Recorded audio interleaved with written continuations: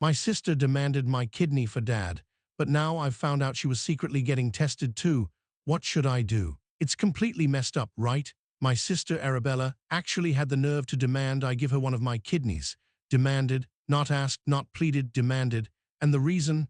Because we're family. Like that automatically gives her dibs on my internal organs. It all started about a month ago. Our dad, Vincent, hasn't been doing well for years, kidneys mostly shot. He's been on dialysis, hates it, quality of life is basically zero. We knew it was coming to this, transplant was always the best option, but finding a match, you know how it is. Anyway, Arabella calls me all dramatic, saying Dad's getting worse, we need to do something now. I agree, obviously. I've been worried sick about him too. Then she drops the bomb. You're getting tested to be a donor. Just like that. No, Dean, have you thought about it? No, Dean, maybe you'd be a match, just you're getting tested. I was floored. I mean, yeah, I'd considered it. Of course I have. He's my dad. But it's a huge decision, major surgery, lifelong implications. It's not like lending someone your car. So I said, whoa, Arabella, hold on, I need to think about this. It's a big deal. And she just scoffed. Think about it. Dad's life is on the line. What's there to think about? You're his son. It's your responsibility. Responsibility. That's a heavy word. I do feel responsible. But responsible doesn't mean obligated to surgically remove a vital organ on demand. I tried to explain this to her, calmly as I could. I said, look, I'm not saying no, but I need time to process this. I need to get information, talk to doctors, understand the risks, the recovery, everything. That's when she really lost it. Risks. You're worried about risks. Dad's dying, and you're worried about a little surgery. You're so selfish, Dean, unbelievably selfish. Selfish. That word again. It's like a go-to insult for anyone who doesn't immediately jump to her tune. I pointed out, maybe a little sarcastically, well, Arabella, you're his daughter too. Why aren't you getting tested? Silence. A really long, heavy silence. Then she says, all huffy, I can't. I have reasons. Reasons? I asked. What reasons? Are you medically unable to donate? No, it's complicated, it's personal. She just clammed up. Wouldn't say another word about it, so let me get this straight. I'm selfish for wanting to think about major surgery to donate an organ, but she's got personal reasons to not even get a blood test. It doesn't add up. It feels incredibly unfair. Our relationship with Arabella has always been complicated. She's 2 years older than me, always been the golden child, the dramatic one, the one who gets everything she wants. I'm the quiet, steady one, the reliable one. Guess who gets taken for granted? Me. Dad's always loved us both, but he definitely has a soft spot for Arabella. He always has. Mom too, though she tries to hide it. Maybe that's why Arabella thinks she can just order me around like this. I haven't told Dad yet about her demand or my hesitation. He's already stressed enough. I'm supposed to see him tomorrow at the dialysis center. I don't even know what to say to him. He'll be expecting good news, I'm sure. Arabella probably already painted me as the hero, ready to jump in and save the day. Part of me does want to be that hero, for Dad, but another part of me is just angry. Angry at Arabella for her entitlement, angry at the pressure, angry at the whole situation, and honestly, a little bit scared. This isn't some minor inconvenience, this is my kidney we're talking about. I need to figure out what Arabella's reasons are, and I need to figure out what I really want to do, not what Arabella demands I do. This is my body, my decision, even if it's for family. Family doesn't mean you get to dictate someone else's medical choices, right? Am I crazy for feeling this way? Update 1 okay, so I saw Dad yesterday. It was rough. He looked so tired, so weak. Dialysis is really taking its toll. He asked if there was any news, any potential donors. I just mumbled something about getting tested and changed the subject. I couldn't bring myself to tell him about Arabella's demand, not yet. He'd be so disappointed in her behavior, and I didn't want to add to his stress. After I left Dad, I called Arabella. I figured I needed to push her on these reasons. I started off calm, trying to be reasonable. Arabella, I'm still considering getting tested, but I really need to understand why you can't. It just doesn't make sense. If you're not medically excluded, then why are you putting all the pressure on me? She sighed, a dramatic, put-upon sigh. Dean, it's just complicated. You wouldn't understand. Try me, I said. Explain it to me. Is it medical? Is it something else? She hesitated again. It's emotional. Emotional. What does that even mean? Emotional how? I pressed. Look, she finally said, her voice tight. I can't, okay? Just drop it. It's not your business. Not my business. It kind of is my business when she's trying to guilt-trip me into doing something she refuses to even consider herself. Arabella, Dad's life is on the line. This isn't about your feelings. This is about doing what's right for Dad. And what makes you think I'm not doing what's right for Dad? She snapped back. Maybe I'm not a match. Did you ever think of that? Okay, that was a new one. Then get tested to find out, I exclaimed, frustrated. That's the whole point of getting tested, to see if you're a match. No, she said firmly. I'm not getting tested, just trust me, Dean, it's better this way.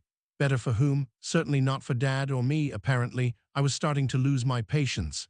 Arabella, you're being completely unreasonable. You're demanding I donate a kidney, but you won't even lift a finger to see if you're a match. It's hypocritical and it's selfish. She hung up on me, just like that. Click, silence. I was fuming. Selfish. She's calling me selfish. The audacity. Later that evening, Mom called. Of course, Arabella had already run to Mom and painted me as the villain. Dean, honey, Mom started, her voice all soft and pleading. Arabella is really upset. She says you're being difficult. Difficult? I repeated. Mom, Arabella is demanding I give her my kidney, but she won't even get tested herself. Does that sound reasonable to you? Mom sighed. Well, you know Arabella, she gets emotional, but she's right, Dean. Dad needs a kidney, and you're the only one who can do anything about it. Mom, I'm considering getting tested, but Arabella is acting like I owe her this, and she's refusing to even be evaluated. It's not fair. Dean, Mom said, her voice hardening slightly, family is family. You have to support each other, especially in times like these. Don't let Arabella down. Don't let your father down. It's always the same with them. Side with Arabella, keep the peace, Dean will understand, but I'm not a doormat. And my kidney isn't some family heirloom to be handed out on demand. I'm getting tested anyway. For Dad. Not for Arabella, not because of her guilt trip. For Dad. But I'm not going to lie, this whole thing with Arabella is making me seriously reconsider things. Maybe family isn't always what you think it is. Maybe sometimes family is just pressure and manipulation and entitlement. Update 2: something really weird happened yesterday. I went to the hospital for the preliminary testing, blood work, basic health assessment, all that stuff. The transplant coordinator was really nice, explained everything clearly, answered all my questions. It was actually reassuring, made the whole thing feel less daunting. After the appointment, I was feeling okay, still conflicted, still processing, but okay. I decided to grab lunch at the hospital cafeteria. And that's when I saw her, Arabella. She was sitting at a table in the corner, talking to a doctor. I recognized him, Dr. Ramirez, Dad's nephrologist. I almost didn't approach, figured she was just checking in on Dad, but something felt off. The way she was talking, the way she kept gesturing, it didn't look like a casual check-in. I walked over, heart pounding a little. Arabella, she jumped, startled, and looked up. Her face went pale when she saw me. Dean, what are you doing here? I had my testing appointment, I said. What are you doing here? She stammered. Oh, just checking on Dad. With Dr. Ramirez? I raised an eyebrow. Doesn't Dad usually see him in the dialysis unit? She avoided my gaze. Yeah, well, I just wanted to ask him something else. Dr. Ramirez, who had been watching us with a polite but slightly uncomfortable expression, cleared his throat. Arabella was just asking about, family history, right, Arabella? He gave her a pointed look. Arabella nodded quickly, too quickly. Yes, family history. Very important for Dad's case. I wasn't buying it. Family history, Arabella, we know our family history. What's really going on? She hesitated again, then blurted out, Fine, you want to know? I was getting tested. I stared at her, stunned. Tested? For what? You said you couldn't. You said you had reasons. I changed my mind, she mumbled. I was just being cautious, bleeding cautious. She was acting like she was being interrogated by the FBI, not having a casual conversation with her brother. Arabella, why didn't you tell me? Why all the secrecy? She shrugged, avoiding eye contact again.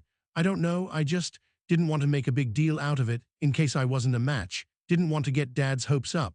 That was somewhat plausible, I guess, but it still felt off. And are you a match? I asked, my voice quiet. She shook her head, her eyes welling up. No, not a match, incompatible. That's why I was so upset with you, Dean, because you're our only hope. Her voice broke and she started to cry. Dr. Ramirez patted her arm awkwardly. There, Arabella. We'll explore other options. Living donor is just one possibility. I felt a wave of something. Pity, guilt, relief. A mix of all three, maybe. Suddenly, her demanding attitude, her guilt-tripping, her secrecy, it all started to make a twisted kind of sense. She wasn't being selfish, she was terrified. Terrified of not being able to help Dad, terrified of being the daughter who couldn't save him, and maybe terrified of facing her own limitations, her own incompatibility. Arabella, I said, my voice softening, I understand. I'm sorry. She looked up at me, tears streaming down her face. Do you think you'll be a match? I shrugged, honestly not knowing. I don't know, but I'm getting tested. I'll do everything I can. She nodded, sniffing. Thank you, Dean. It was the first time she'd said thank you in this whole ordeal. It sounded genuine. I still don't know if I'll be a match. The coordinator said it could take a few weeks for all the results to come back. And even if I am a match, there's still so much to consider. But seeing Arabella like that, breaking down, admitting her fear, it changed something. Maybe she's not so entitled after all. Maybe she's just scared, like we all are. Maybe family, even complicated family like ours, really does mean something. Maybe it means being there for each other, even when it's messy, even when it's hard, even when it means facing your own fears, and maybe even donating a kidney. I still need to think to process. But for the first time in weeks, I feel a flicker of hope, not just for Dad, but for us, for our family. My wife started receiving awful messages from my phone, but I never sent them. It turns out her best friend has been sabotaging our marriage using a burner phone. Why? My wife Karina has been acting really off lately, and it's starting to freak me out. We've been married for 7 years, and for most of that time, things have been pretty good, solid, you know. We have our ups and downs, like everyone, but generally, we're a team. Lately, though, it's like she's looking at me through a different lens, a really critical one, and it's all based on stuff that, well, it doesn't make any sense. It started subtly, little digs here and there. You always say that, or you never listen. Things that could be just normal relationship gripes, right? Except they were always tied to these messages she was supposedly getting. Messages that painted me in this awful light. Like a couple of weeks ago, she came home from work, face like thunder. "Did you tell Zion I was being promoted?" she asked, voice tight. Zion is her best friend, practically family to us. I blinked. No, why would I? I'm happy for you, that's great news. She just stared at me. Because Zion just texted me saying you were complaining about it to him, saying I didn't deserve it, that it was just office politics. I was floored. Karina, I swear, I haven't spoken to Zion about your promotion at all. I found out when you told me, and I was genuinely thrilled for you. She pulled out her phone, scrolling. See, he said you were really bitter about it, but trying to play it cool with me. She showed me the text. It looked like a message from Zion, all right, but the content, it was nasty, accusatory, condescending about her success, and supposedly coming from me. I looked at the message, then back at Karina. Honey, that's not me, I would never say that, you know I wouldn't. She just looked unconvinced, a shadow of doubt in her eyes. But, it's from Zion, why would he lie? And that's become the constant refrain. Every time she's upset, it's because of these phantom messages. Messages from Zion, mostly, but sometimes from other mutual friends, all saying terrible things about me. Things that are completely out of character for me, and frankly, out of character for our friends. I'm not perfect, but I'm not some secret monster, bad-mouthing my wife behind her back. The worst part is, Karina seems to believe them, or at least she wants to. She's become distant, cold. She barely looks at me anymore, and when she does, it's with this suspicion, this disappointment. It's killing me. I know this sounds crazy, but I'm starting to feel like I'm losing my mind. Am I going crazy? Is everyone really saying these things about me, and I'm just oblivious? I'm usually pretty good with tech, always backing things up, keeping track of stuff. It's just a habit from work, but turns out it's bled into my personal life too. I have this app on my phone that logs practically everything: calls, texts, locations, even some social media activity. It's mostly for security, making sure I don't lose anything important. But now I'm wondering if I should dig into it. Maybe there's something in there that can prove I'm not this person these messages are making me out to be. Or maybe it'll show me I really am the jerk she thinks I am. I honestly don't know which is scarier. I just want my wife back. Update 1. Okay, Reddit, I did it. I dove into the phone logs. It felt weird, invasive, even though it's my asterisk phone, my data. But desperation does things to you, I guess. I spent hours scrolling through text logs, call histories, everything. And you know what I found? Nothing. Absolutely nothing that corroborated these messages Karina was getting. No outgoing texts from me to Zion complaining about her promotion. No calls to any of our friends where I was supposedly trashing her. Zip, zilch, nada. It's like these conversations, these messages, just don't exist, at least not on my end. Which, logically, should be a good thing, right? Proof I'm not the villain. But it just made me feel even more uneasy. Because if I didn't send these messages, and they're supposedly the reason Karina is acting this way, then where are they coming from? My mind started racing. Could someone be faking them? spoofing my number. But that seems so elaborate, so targeted. And why? Who would want to do that? Then, like a punch to the gut, it hit me. Zion, Karina's best friend, the one who was supposedly the asterisk source asterisk of these messages. But what if he wasn't just the messenger? What if he was the one writing them? I know, it sounds insane. Zion, he's always been around. A constant fixture in Karina's life, and by extension mine. We've always been friendly, if not super close. He's always seemed supportive of our relationship, or at least never openly hostile. But now, thinking back, there were little things, subtle comments here and there, always couched as jokes but with a slight edge. "You're so lucky to have Karina, Ben. Don't screw it up," said with a smile, but the smile never quite reached his eyes. Or the way he'd always linger a little too long when he hugged Karina, a fraction of a second more than necessary. I'd brushed it off, chalked it up to his personality. But now it felt different, sinister almost, and the timing. Zion has been around a lot lately, always at our place or Karina's, offering support because she's been stressed at work, which conveniently started around the same time these messages began. He's been overly attentive to Karina, constantly checking in, offering to run errands, just *, like he's waiting for something, or maybe like he's causing something. I feel sick to my stomach. Is it possible? Could Zion, Karina's best friend, be actively trying to sabotage our marriage? And if so, why? Jealousy, unrequited feelings for Karina, or is he just a manipulative jerk who gets off on causing chaos? I don't know, but I need to find out, and I think I have a plan. A risky one, but maybe, just maybe, it'll expose the truth. I'm going to set a trap. Update 2. Okay, things have escalated, and I think I just confirmed my worst fears. My plan was simple, in theory. I needed to see if Zion was actually sending these messages or if he was just a convenient scapegoat. So yesterday morning, I casually mentioned to Karina that I had a last-minute business trip come up. "Gotta head out of town for a day, maybe two," I said, trying to sound nonchalant. "Big client meeting, can't be rescheduled." Karina barely looked up from her phone. "Okay," she mumbled, still distant. "Perfect." I packed a bag, kissed her goodbye. She was stiff, barely responsive, and left. But I didn't actually go out of town. I drove a few blocks away, parked, and waited, and watched. Using my phone's tracking app, I monitored my home network activity. It's a bit techy, but basically, I can see devices connecting to our Wi-Fi and get a general idea of what kind of data is being used. I know, it sounds borderline stalkerish, but I was desperate, and what I saw, well, it was damning. About an hour after I left, Zion's phone popped up on our Wi-Fi network. He was at our house. Karina had let him in. My stomach clenched. I kept watching the network activity, nothing too unusual at first, just normal browsing, social media stuff. Then, around lunchtime, I saw a spike in data usage from an unknown device, a device that wasn't registered on our network, hadn't been used before. I cross-referenced the MAC address, a unique identifier for network devices with a database online. And bingo, it came back as a generic Android device, likely a burner phone or a tablet. And the data usage, spikes of outgoing messages followed by periods of inactivity, messages being sent, but not from my phone, not from Karina's phone, from this unknown device. I couldn't take it anymore. My heart pounding, I drove back home, parked a block away, and walked the rest of the way, trying to be as quiet as possible.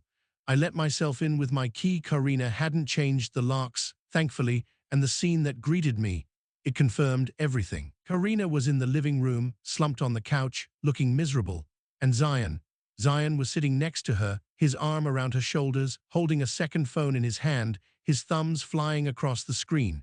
He looked up when I walked in, eyes widening in shock. Karina startled, jumping up, her face a mix of confusion and guilt. "Ben, what are you doing here? I thought you were out of town." I didn't say anything, just walked straight towards Zion, my gaze fixed on the phone in his hand. He tried to hide it, slipping it into his pocket, but it was too late. I'd seen enough. "What's that, Zion?" I asked, my voice low and dangerous. "What were you just doing on your phone?" he stammered, avoiding eye contact. "Nothing, just checking messages." "Messages?" I repeated, stepping closer. "Messages like the ones Karina's been getting, the ones that are supposedly from me." Karina looked between us, her confusion turning to dawning horror. "Ben, what are you talking about?" I turned to her, my voice shaking with anger and betrayal. "Karina, that phone in his pocket. I bet if we looked at it, we'd find all those messages you've been getting, the ones that have been tearing us apart." Zion finally cracked. He lunged at me, shoving me backwards, trying to make a run for it. but I was ready for him. I grabbed his arm, wrestled him to the ground. Karina screamed, pulling at me, trying to stop the fight that hadn't even started. "Stop it, Ben, stop. What are you doing?" I pinned Zion down, ignoring Karina's pleas, and reached into his pocket, pulling out the phone. It was a cheap burner phone, the kind you buy prepaid at a gas station. I unlocked it, and there they were. The messages. The hateful, fabricated messages, all designed to make me look like a monster in Karina's eyes. Sent from this burner phone, disguised to look like they were coming from our friends, Zion's handiwork. Karina gasped, snatching the phone from my hand, scrolling through the messages, her face paling with each line of text. "Zion, what is this?" she whispered, her voice barely audible. He just stared at the floor, shame and anger warring on his face. The truth was out. Zion, her best friend, had been systematically poisoning our marriage with lies, faking messages, manipulating her, all for what? Jealousy? Some twisted sense of possessiveness? I don't know, and frankly, I don't care anymore. The damage is done. The trust is broken. But at least now, finally, we know the truth. And maybe, just maybe, that's the first step towards healing. Or maybe it's just the beginning of the end. I honestly don't know yet. But I do know one thing. Zion is out of our lives, for good. And Karina and I, we have a long, hard road ahead of us. My wife wanted to start an OnlyFans, but I was hiding that I was on the board of directors, and it would destroy my career if she did. My wife, Grace, has always been a bit of a free spirit, but in a contained, artistic way. She paints, she writes poetry, she dyes her hair vibrant colors sometimes, but she works as a paralegal and generally keeps things pretty conventional in our day-to-day life. That's why when she told me what she was thinking about doing, I almost choked on my coffee. It was during breakfast, just a normal Tuesday morning.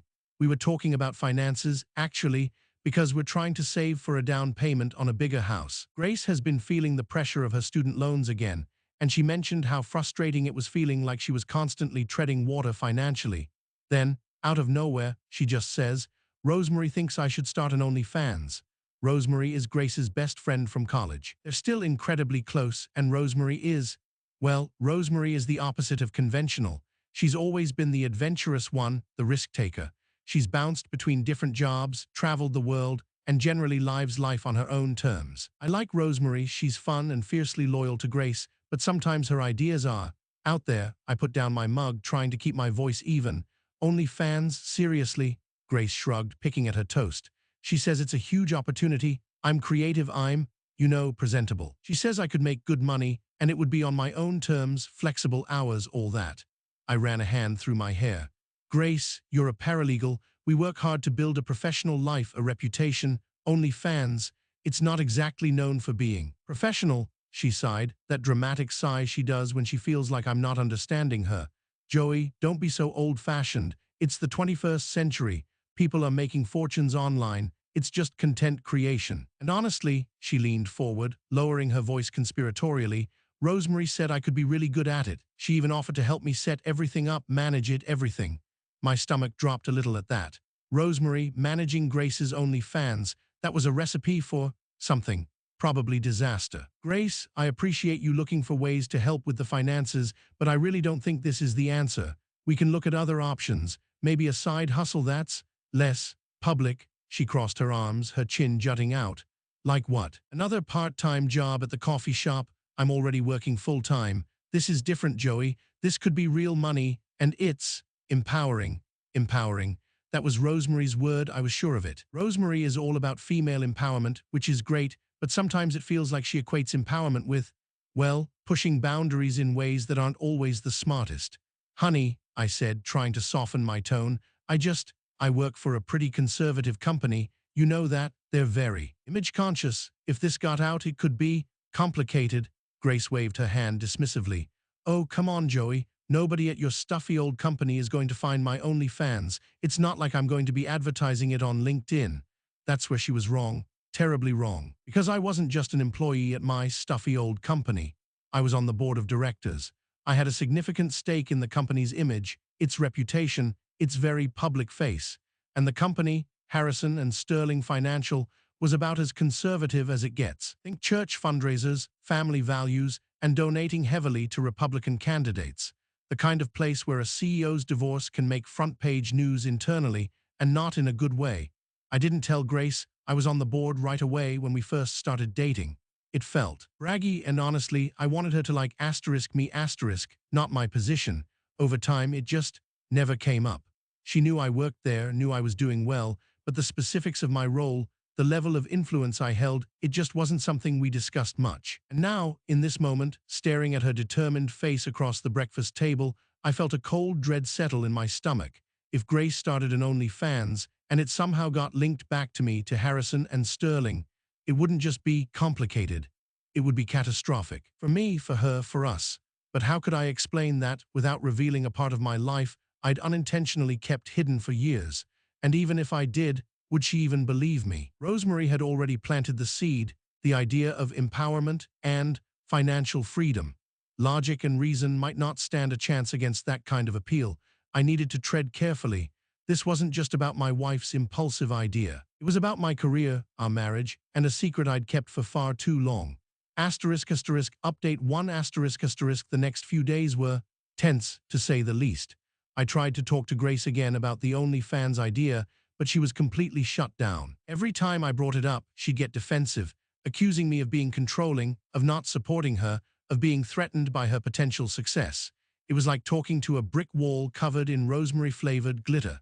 Meanwhile, the dread in my stomach was growing. I knew I had to tell her about the board. Keeping it a secret any longer felt dishonest, especially now that it had become so relevant, but the timing felt terrible. If I told her now, would she think I was just trying to manipulate her, to control her decision by throwing my power around? I finally decided to confide in Jeremy, my closest friend at work. Jeremy is VP of Marketing and also on the board, so he understands the company culture and the potential fallout better than anyone.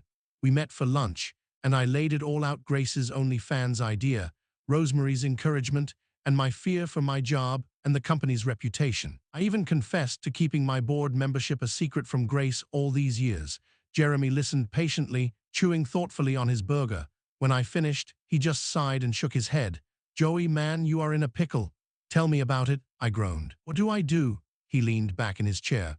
"First, you have to tell Grace about the board. No more secrets. Rip off the Band-Aid. It's going to come out eventually, and it's better she hears it from you now in this context than some other way." He was right. I knew he was right, but the thought of that conversation, it felt like walking a tightrope over a pit of vipers.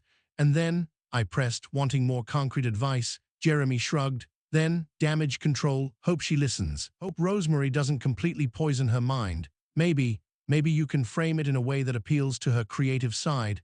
Like, you understand her need for expression, but maybe there are other, less risky outlets. Help her find something else to focus on." It sounded flimsy, desperate even, but it was all I had.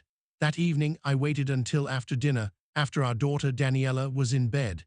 Grace was in the living room, scrolling through her phone, probably on Instagram, maybe even looking at OnlyFans profiles for research, as she'd called it. I sat down next to her on the couch, my heart hammering in my chest. "Grace," I began, my voice a little shaky, "there's something I need to tell you, something important about my job." She looked up, her expression wary. "What is it?" I took a deep breath and just blurted it out. I'm on the board of directors at Harrison and Sterling." Silence. A long, heavy silence. Grace just stared at me, her phone forgotten in her lap. Her eyes widened, then narrowed, then widened again. It was like watching a storm cloud gather over her face. "You're what?" she finally whispered, her voice barely audible. I repeated it slowly, carefully, explaining my role, my responsibilities, the company's culture, the potential ramifications of any scandal. I told her I hadn't meant to keep it a secret, that it had just happened, and that I was sorry. As I spoke, her expression hardened. The storm cloud darkened. By the time I finished, her eyes were like ice. "You're on the board," she repeated, her voice now sharp and cold. "And you didn't tell me, for years. You let me think you were just some mid-level manager. You let me think we were equals, struggling together, building our life together. And all this time," she stood up abruptly, pacing the room, her words coming faster and faster, fueled by a mounting anger. "All this time, you've been holding out on me. You've been judging me, looking down on me, thinking you're better than me because you're some big shot at your stuffy company. And now you're using it to control me, to tell me what I can and can't do with my own body, my own life." "Grace, no, that's not." I tried to interrupt, to explain, to defend myself, but she cut me off, her voice rising to a shout. "Don't you dare try to deny it, Joey. You're just like all those men at your company, Those rich, powerful men who think they can control everything and everyone around them. You're disgusted by the idea of me being in control of my own sexuality, my own income.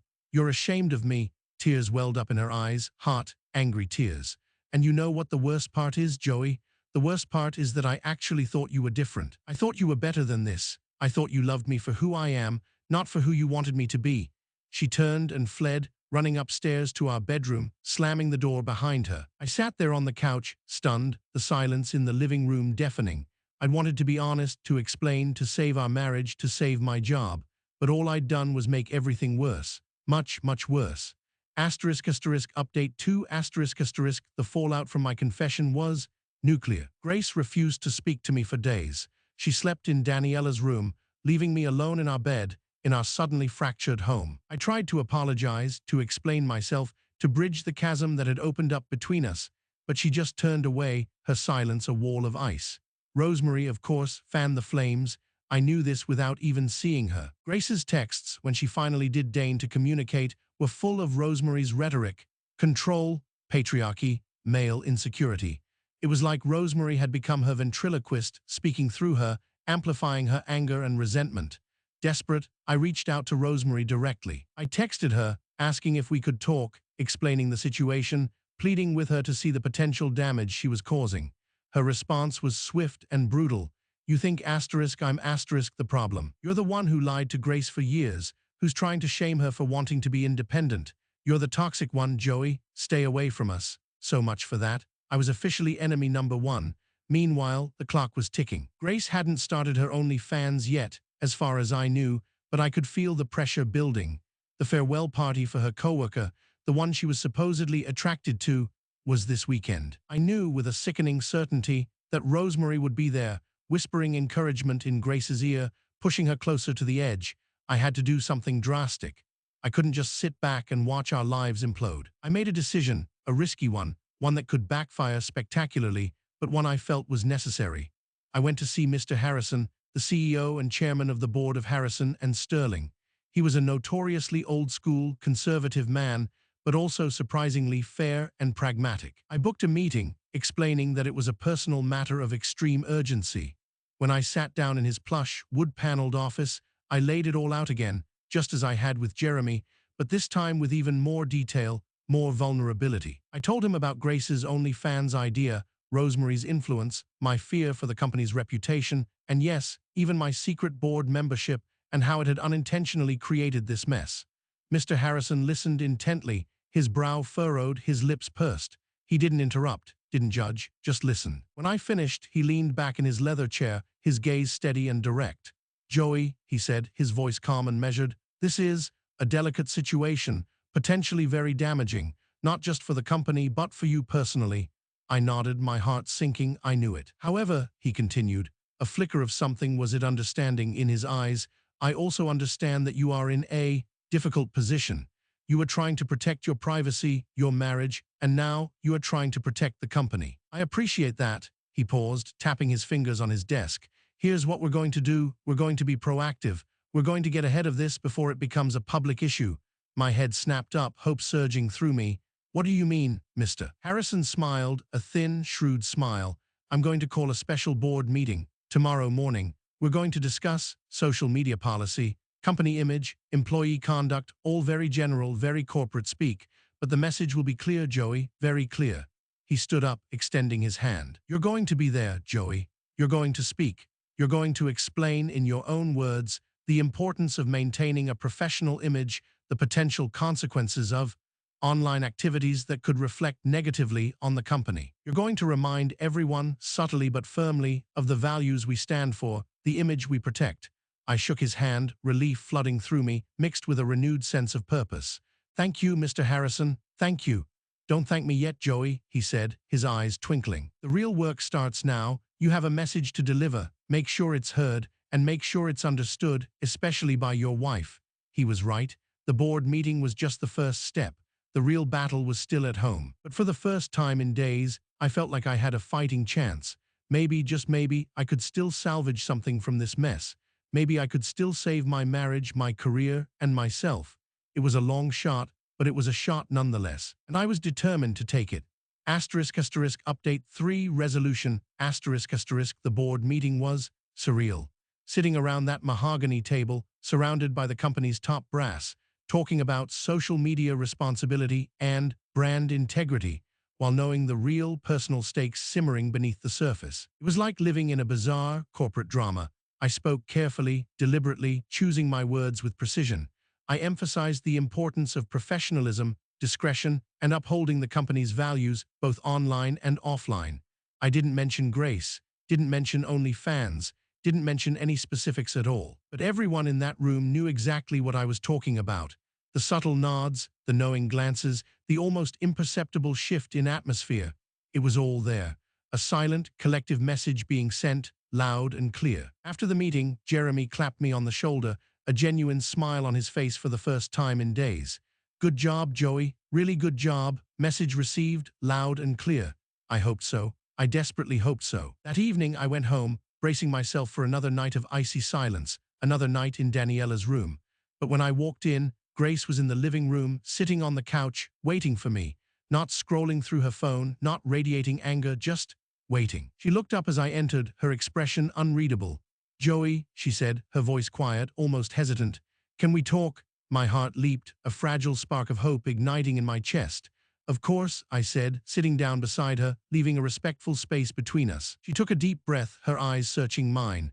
"Rosemary," she told me about the board meeting, about your presentation, about what everyone at your company is saying. My stomach clenched. This was it, the moment of truth. "And?" I asked, my voice barely a whisper. She looked down at her hands, twisting them in her lap. "And I think I understand now. I understand the risk. Not just to your job, but to everything." Relief washed over me, so potent it almost made me weak. "Grace, I never wanted to put you in a position where you felt restricted. I was scared, for both of us." She nodded slowly, still not looking at me. "Rosemary, she's been pushing me hard, making it sound like it was the only way to be truly free, truly independent." "And do you think it is?" I asked gently, my voice soft. She finally looked up, her eyes filled with a mix of confusion and something else, something softer, less angry. I don't know. Maybe not. Maybe there are other ways to be free, other ways to be me." We talked for hours that night, really talked for the first time in what felt like forever. I didn't push, didn't lecture, just listened and answered her questions honestly, openly, without judgment. I explained my reasons for keeping the board membership a secret, my fears for the company, for our marriage, for her. She listened, really listened, her anger slowly melting away, replaced by a quiet thoughtfulness. She didn't commit to abandoning the OnlyFans idea completely, not right away. But she did agree to put it on hold, to reconsider, to explore other options. She admitted that Rosemary's influence had been intense, maybe even a little manipulative. She confessed that the allure of quick money and validation had clouded her judgment. The next day, she unblocked me on her phone. We slept in the same bed again for the first time in days. It was a start, a fragile, tentative start, but a start nonetheless. Things weren't magically fixed overnight. The trust wasn't fully restored, the hurt wasn't completely healed. But the ice had begun to thaw, the wall had begun to crumble. We were talking again, communicating, reconnecting. We started going to couples counseling just to have a safe space to navigate the complex emotions and unspoken resentments that had festered for so long. Grace didn't start an OnlyFans. She found other outlets for her creativity, less public, less risky. She started teaching art classes at a local community center, something she'd always dreamed of doing. She even started a small Etsy shop, selling her paintings and pottery. It wasn't a fortune, but it was hers, and it was fulfilling. Our marriage isn't perfect, far from it.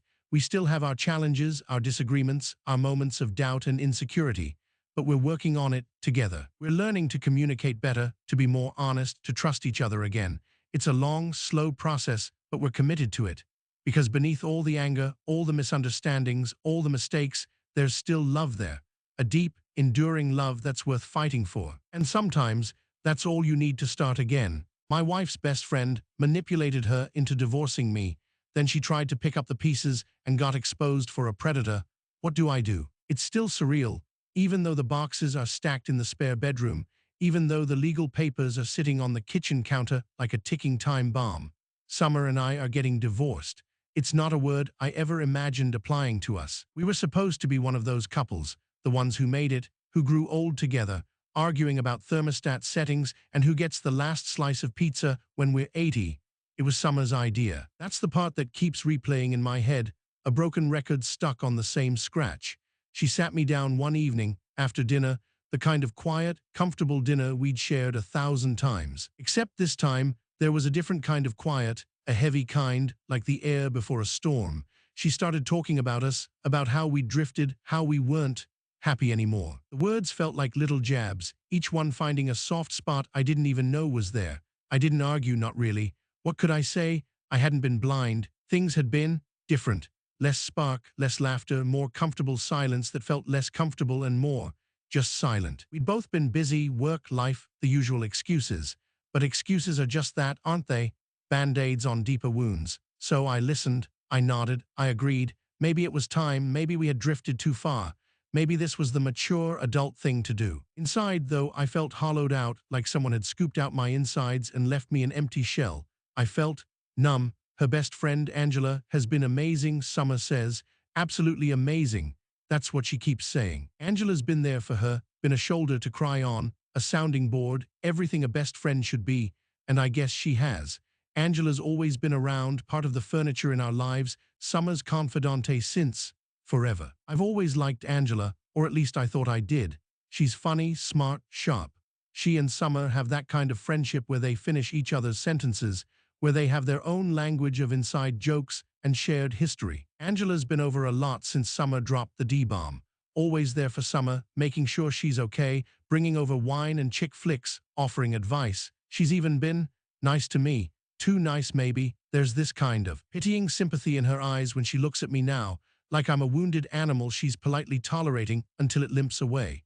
"You're doing the right thing, Quinn," she told me the other night, patting my arm in that way that feels both comforting and condescending. Summer deserves to be happy, you both do. It's hard to argue with that, right? Everyone deserves to be happy, but happiness, it's not a destination, is it? It's a journey, a messy, complicated, sometimes painful journey you're supposed to take together. Or at least, that's what I thought marriage was supposed to be. The boxes are mostly Summer's stuff. Clothes, books, photos, the things that make a house a home, or at least her home. Mine are mostly practical things, work stuff, clothes I can throw into a suitcase. It feels unbalanced, like she's packing up her life and I'm just packing up things. I'm staying in the house for now. It's technically mine, inherited from my grandparents. Summer's found a place, a cute little apartment downtown, she says, starting fresh. Another phrase that feels like a jab. I see Angela's car parked down the street sometimes, even when Summer's not around. She says she's just checking in on me, making sure I'm okay. She brings over food, lasagna, cookies, things that Summer used to make. It's thoughtful, I guess, but also a little weird. Like she's taking over Summer's role, or maybe filling a void. I don't know, I'm probably just being paranoid. Hurt. Divorce does that to you, I guess. It makes you question everything, everyone. It makes you see shadows where there might not be any, hear whispers in the silence. I should probably be grateful for Angela's support. Summer is, constantly. Angela's been such a rock, she says, every time Angela's name comes up. And maybe she is. Maybe I'm just being a bitter, soon-to-be ex-husband, seeing malice where there's only kindness. But something just feels off. Like a note that's slightly out of tune, a picture that's just a fraction of an inch crooked. It's not a loud alarm, just a quiet hum of unease that I can't quite shake.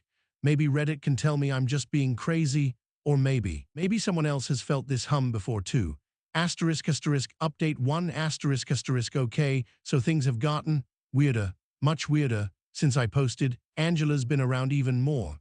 Like a lot more. She texts me every day, multiple times a day, just checking in, seeing how I'm doing, offering to bring me dinner, suggesting we talk things out.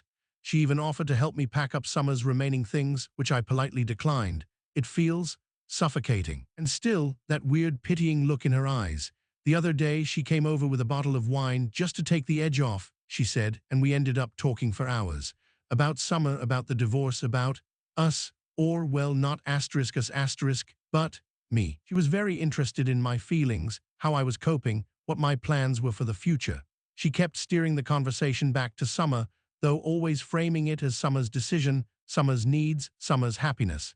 It was like she was justifying the divorce to me, making sure I understood it was the right thing, the only thing.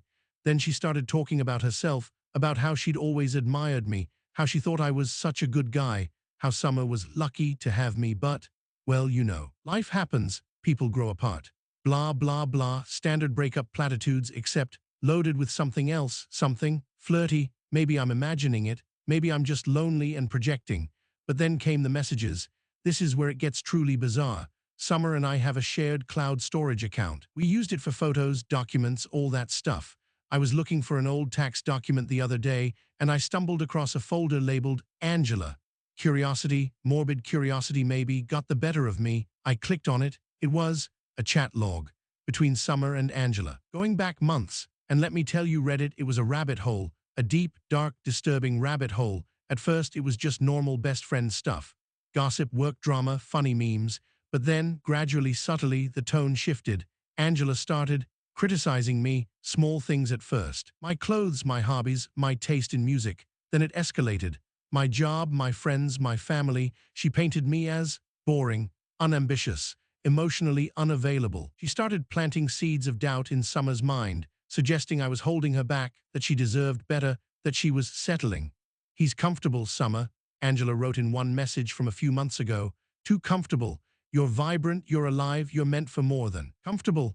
Then came the really insidious stuff. She started focusing on our lack of passion, our roommate situation, as she called it. She zeroed in on our quieter evenings, our comfortable silences, framing them as signs of a dying marriage, not signs of a deep, comfortable love. Don't you crave more, Summer? She wrote in another message, just weeks before Summer dropped the divorce bomb. Don't you want fireworks? Don't you want someone who sees you, really sees you and appreciates everything you are? And then, the kicker, the message that made my stomach drop, that turned that quiet hum of unease into a screaming siren in my head. It was a message from Angela to Summer, sent just a few days after Summer told me she wanted a divorce. He's going to be so lost without you, Summer, Angela wrote. Poor Quinn, but hey, someone's gotta pick up the pieces, right? Followed by a winky face emoji, a winky face emoji. Reddit, I feel like I've been punched in the gut. I feel sick, betrayed, used. It's not just that Angela's been talking smack about me behind my back. It's that she's been actively, deliberately, systematically dismantling my marriage. And for what? To be Summer's shoulder to cry on, or something else. That winky face emoji, it keeps flashing in my brain. It feels predatory. I don't know what to do. Do I confront Angela? Do I show Summer these messages? Will she even believe me? She's been so reliant on Angela, so convinced of her support. Will she see what I see? Or will she just think I'm being paranoid, bitter, jealous? Again, I feel like I'm standing on the edge of a cliff, looking down into a fog, and I have no idea what to do next. Help. Update 2 OK, Reddit, buckle up. Because things just went from weird to full-blown, dumpster fire level crazy. I did it. I showed some of the messages. It was tense, to say the least. I printed them out, the key ones, the ones where Angela was clearly manipulating her, the ones with the suggestive undertones. I laid them out on the kitchen table, the same table where we'd had that quiet dinner, the one where she told me she wanted a divorce. Summer came over to pick up a few more things. She's been slowly emptying the house, box by box, like she's dismantling our life piece by piece. I asked her to sit down. I told her I had something I wanted her to see. She looked wary, suspicious. What is it, Quinn? She asked, her voice tight. I just slid the stack of papers across the table to her. She picked them up, her brow furrowing as she started to read. At first she was dismissive. So, Angela's just being supportive. She's worried about me. I pointed to a message, one where Angela was tearing down my career choices. Is this supportive, Summer? Is this what friends do? She frowned, reading it again. Then another and another. Her face started to change, the dismissiveness fading, replaced by confusion, then dawning horror. She reads silently, page after page, her eyes widening, her breath catching in her throat. I watched her, my heart pounding in my chest. This was it. This was the moment of truth. Would she see it? Would she understand? Or would she double down, defend Angela, accuse me of what? Making it up, being dramatic. When she finally finished, she put the papers down slowly, carefully, like they were fragile glass. She looked up at me, her eyes wide, swimming with tears. Oh my God, she whispered. Oh my God, Quinn. And then the dam broke. She started crying, not just tears, but full-on, wrenching sobs. She buried her face in her hands, her shoulders shaking. I can't believe it, she choked out. I can't believe I was so blind. That's when I knew she saw it. She finally saw it. Angela's betrayal, the manipulation, the agenda, it was all there in black and white, undeniable. She called Angela then, right there in front of me, put her on speakerphone. I braced myself for a denial, for gaslighting, for Angela to somehow twist it all around, make Summer feel like she was overreacting. But Angela didn't deny it, not at first. Summer started calmly, reading out a few of the messages, asking Angela to explain. And Angela, she tried to justify it, said she was just looking out for Summer, that she didn't want to see her waste her life with someone who didn't appreciate her, said she was just being a good friend. A good friend? Summer's voice rose, cracking with emotion. A good friend tears down someone's marriage. A good friend lies and manipulates and tries to, too. She couldn't even finish the sentence. And then Angela's mask slipped. The good friend facade crumbled, revealing something uglier, something cold and calculating and, yes, predatory. Well, maybe you were wasting your life, Summer, Angela snapped, her voice sharp and brittle. Maybe you deserve better, and maybe I just wanted you to see that. Wanted me to see that? Summer echoed, her voice trembling. Or wanted Quinn to see that? Silence. A long, heavy silence. Then Angela's voice, tight and controlled. What's that supposed to mean, Summer? Summer didn't answer. She didn't have to. The silence spoke volumes. And then Summer just hung up. No yelling, no screaming, just a click, the sound of a door slamming shut. She looked at me, her eyes red and swollen but clearer now. She planned this, didn't she? She whispered. She wanted us to break up. She wanted me gone. I nodded, my throat tight. I think so, Summer. I really think so. We talked for hours that night. Really talked. Honest talk, painful talk, raw talk. We talked about us, about what went wrong, about how we drifted, about how we let Angela in, too far in. We talked about the messages, about Angela's manipulation, about her motives, and as we talked, something shifted, something cracked open. The ice that had been building up between us, the cold silence, started to melt. We realized we'd been letting Angela dictate our marriage for years. Subtly, insidiously, she'd been whispering poison in Summer's ear, undermining our relationship, chipping away at our foundation. And we'd been too blind to see it, too trusting, too stupid. Summer canceled the divorce proceedings. It's not going to be easy, she said. We have a lot of work to do, trust to rebuild, communication to repair, but she wants to try. We want to try. We're starting couples counseling next week. We're going to learn to communicate again, to trust each other again, to build our marriage back, brick by brick, without Angela's toxic influence poisoning the mortar. Angela, she's gone. Blocked on all fronts. Summer's cut her off completely. It hurts, Summer says, losing a friendship like that. But it's a necessary hurt. A cleansing hurt. We both know it's for the best. The boxes are still in the spare bedroom, but now they feel different. Less like symbols of a broken marriage, more like reminders. Reminders of how easily things can unravel, how toxic friendships can be, how important it is to protect what you have, to fight for what you love. We almost lost everything, but we're not going to, not if we can help it. We're going to fight for us, for our marriage, for our future. And maybe, just maybe, we'll find our way back to that pizza and thermostat argument future after all. It won't be easy, but for the first time in a long time, I have hope. And that, Reddit, feels like a start. My wife's best friend tried to seduce me to prove that my marriage was a lie, and now both of our relationships are ruined. Is it my fault? It started subtly, a little too much lingering eye contact, a hand brushing mine a fraction of a second too long when Bella handed me a drink at their barbecue. I didn't think much of it at first. Bella and my wife, Pearl, had been friends since college, thick as thieves. We saw them often, dinners, game nights, weekend hikes. Bella was always friendly, maybe a bit effusive, but nothing that ever set off alarm bells. Then the compliments started, a little too frequent, a little too focused. "Philip, that shirt really suits you," she'd say, eyes lingering a beat too long. "You've been working out," or "Pearl is so lucky to have you, you're such a good listener." Again, individually, these could be innocent, but they started to pile up, creating a strange, unsettling atmosphere whenever Bella was around. It was at Pearl's birthday dinner, a small affair at our favorite Italian place, that it really ramped up. Carter, Bella's husband, was stuck late at work, so it was just the three of us. Bella was unusually touchy-feely, resting her hand on my arm as she talked, her knee bumping mine under the table more than once.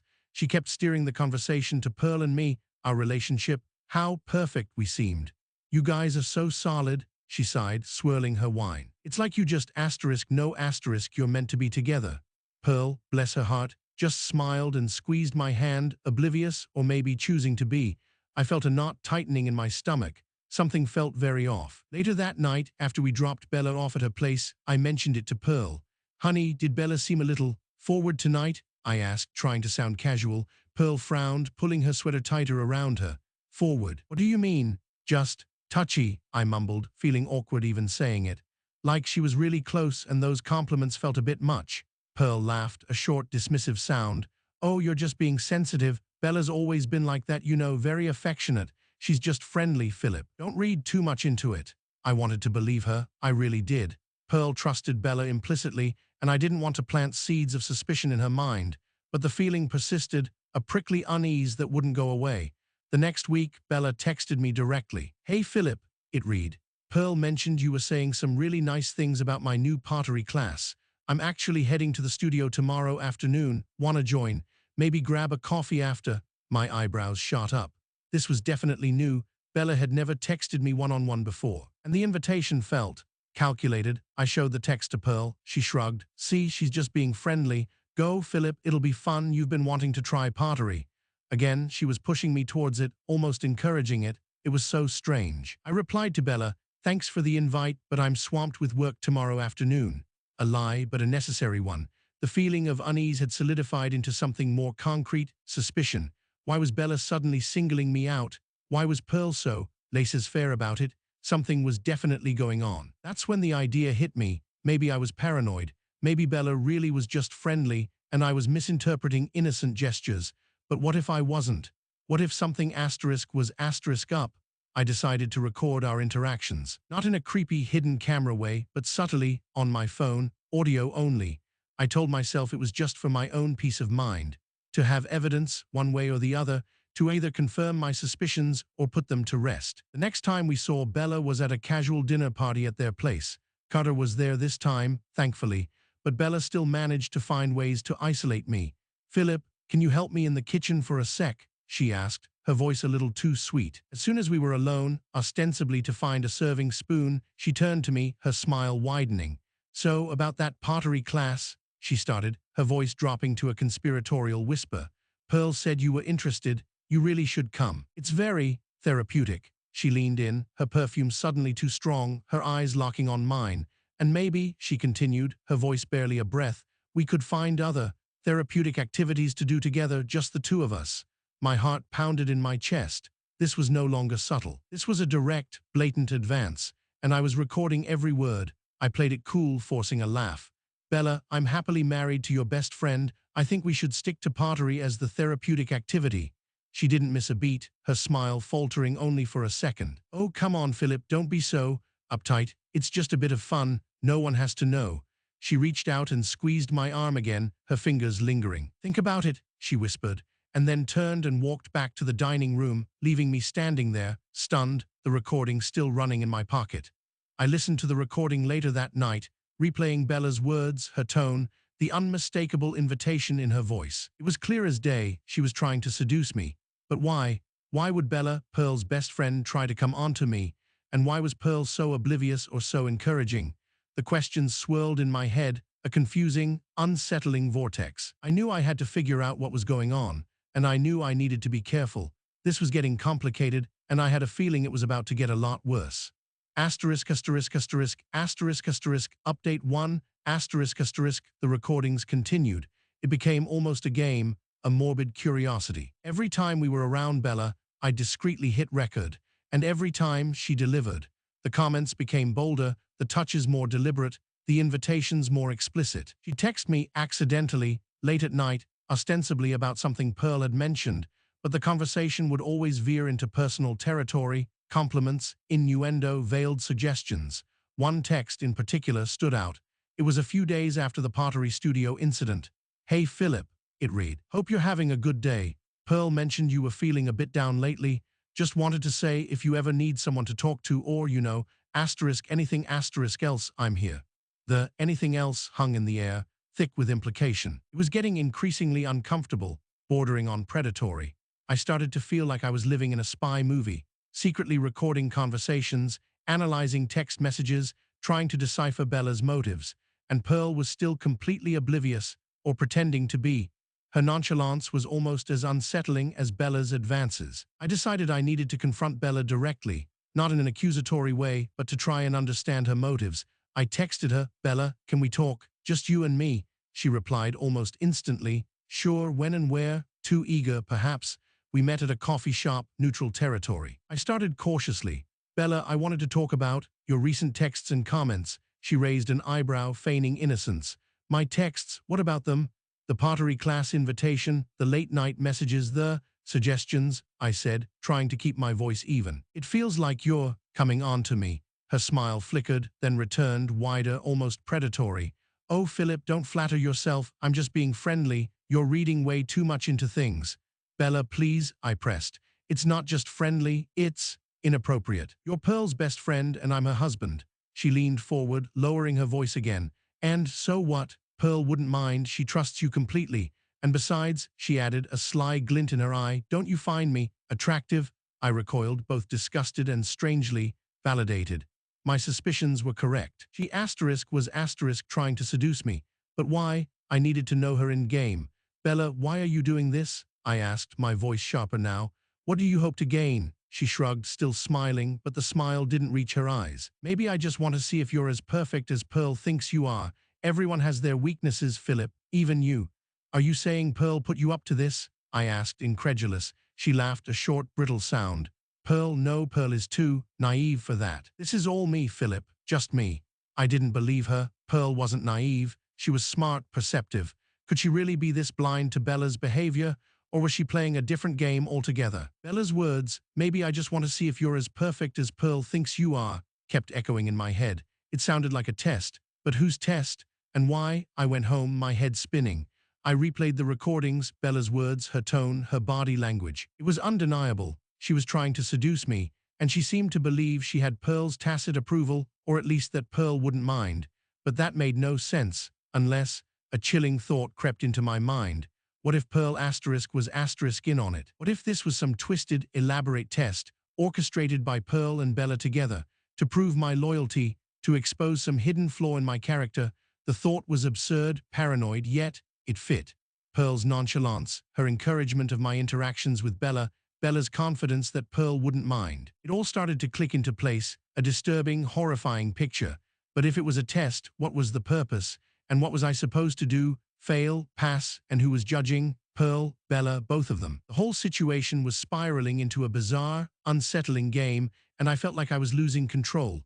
I couldn't confront Pearl directly. Not yet. Not without more evidence, more understanding of what was really going on. But I also couldn't let Bella continue her game. It was disrespectful, manipulative, and frankly, starting to make me feel genuinely uncomfortable. And then there was Carter, Bella's husband. He was completely in the dark, oblivious to his wife's blatant attempts to seduce his best friend's husband. He deserved to know. He deserved to know the kind of person his wife really was. I made a decision. I was done playing games. I was done being tested. I was going to expose Bella's manipulative behavior, not to Pearl, not directly, but to Carter. He deserved the truth. And maybe, just maybe, exposing Bella would finally unravel this bizarre, twisted web and reveal the real truth behind it all. I gathered all the recordings, compiled the incriminating texts, and prepared to send them to Carter. It was a risky move, potentially explosive, but I felt like I had no other choice. The game was over. It was time for the truth to come out. Update 2, sending those recordings to Carter was the hardest thing I've ever done. It felt like detonating a bomb in our friend group, in my own marriage. I attached a brief message to the email.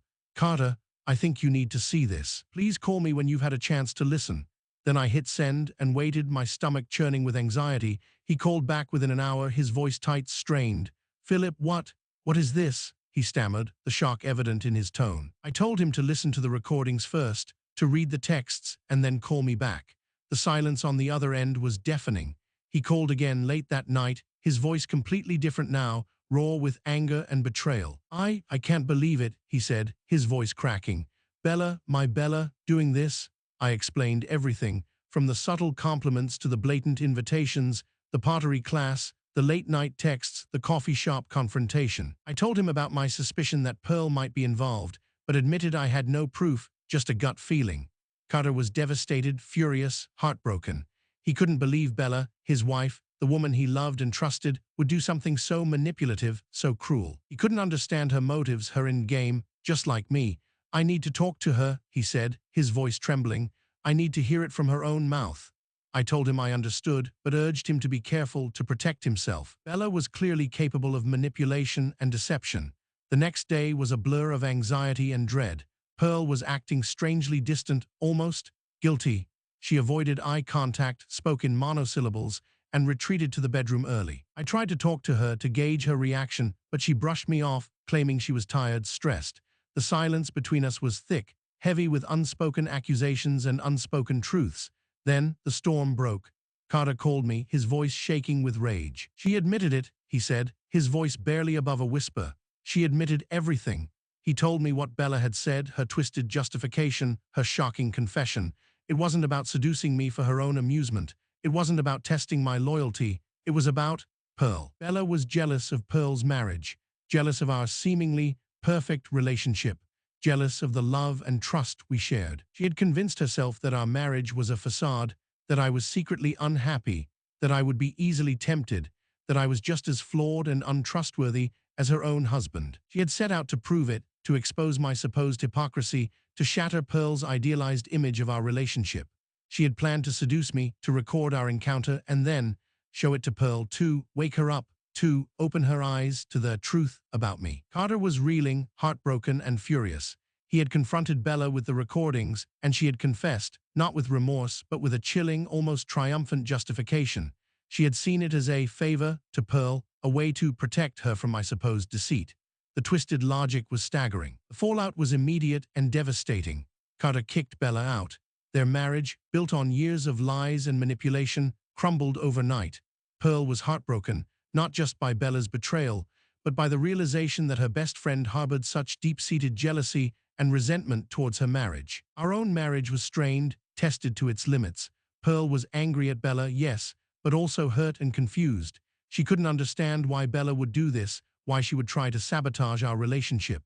And she was also, I sensed, a little angry at me. Angry that I had recorded Bella, angry that I had sent the recordings to Carter, angry that I had exposed this ugly truth to the light. The friend group fractured, alliances shifting and breaking. Some sided with Bella, unable to believe she would do something so intentionally malicious. Others sided with Carter, disgusted by Bella's betrayal and manipulation. Pearl and I were caught in the middle, isolated, adrift in a sea of broken trust and shattered friendships. The resolution, if you can call it that, was messy, painful, and far from neat. Bella and Carter were separated, their marriage likely beyond repair. Our friend group was in tatters. Pearl and I were still together, but the trust between us was shaken, fragile. The experience had exposed a dark undercurrent in our lives, a hidden layer of jealousy, resentment, and manipulation that we had never suspected.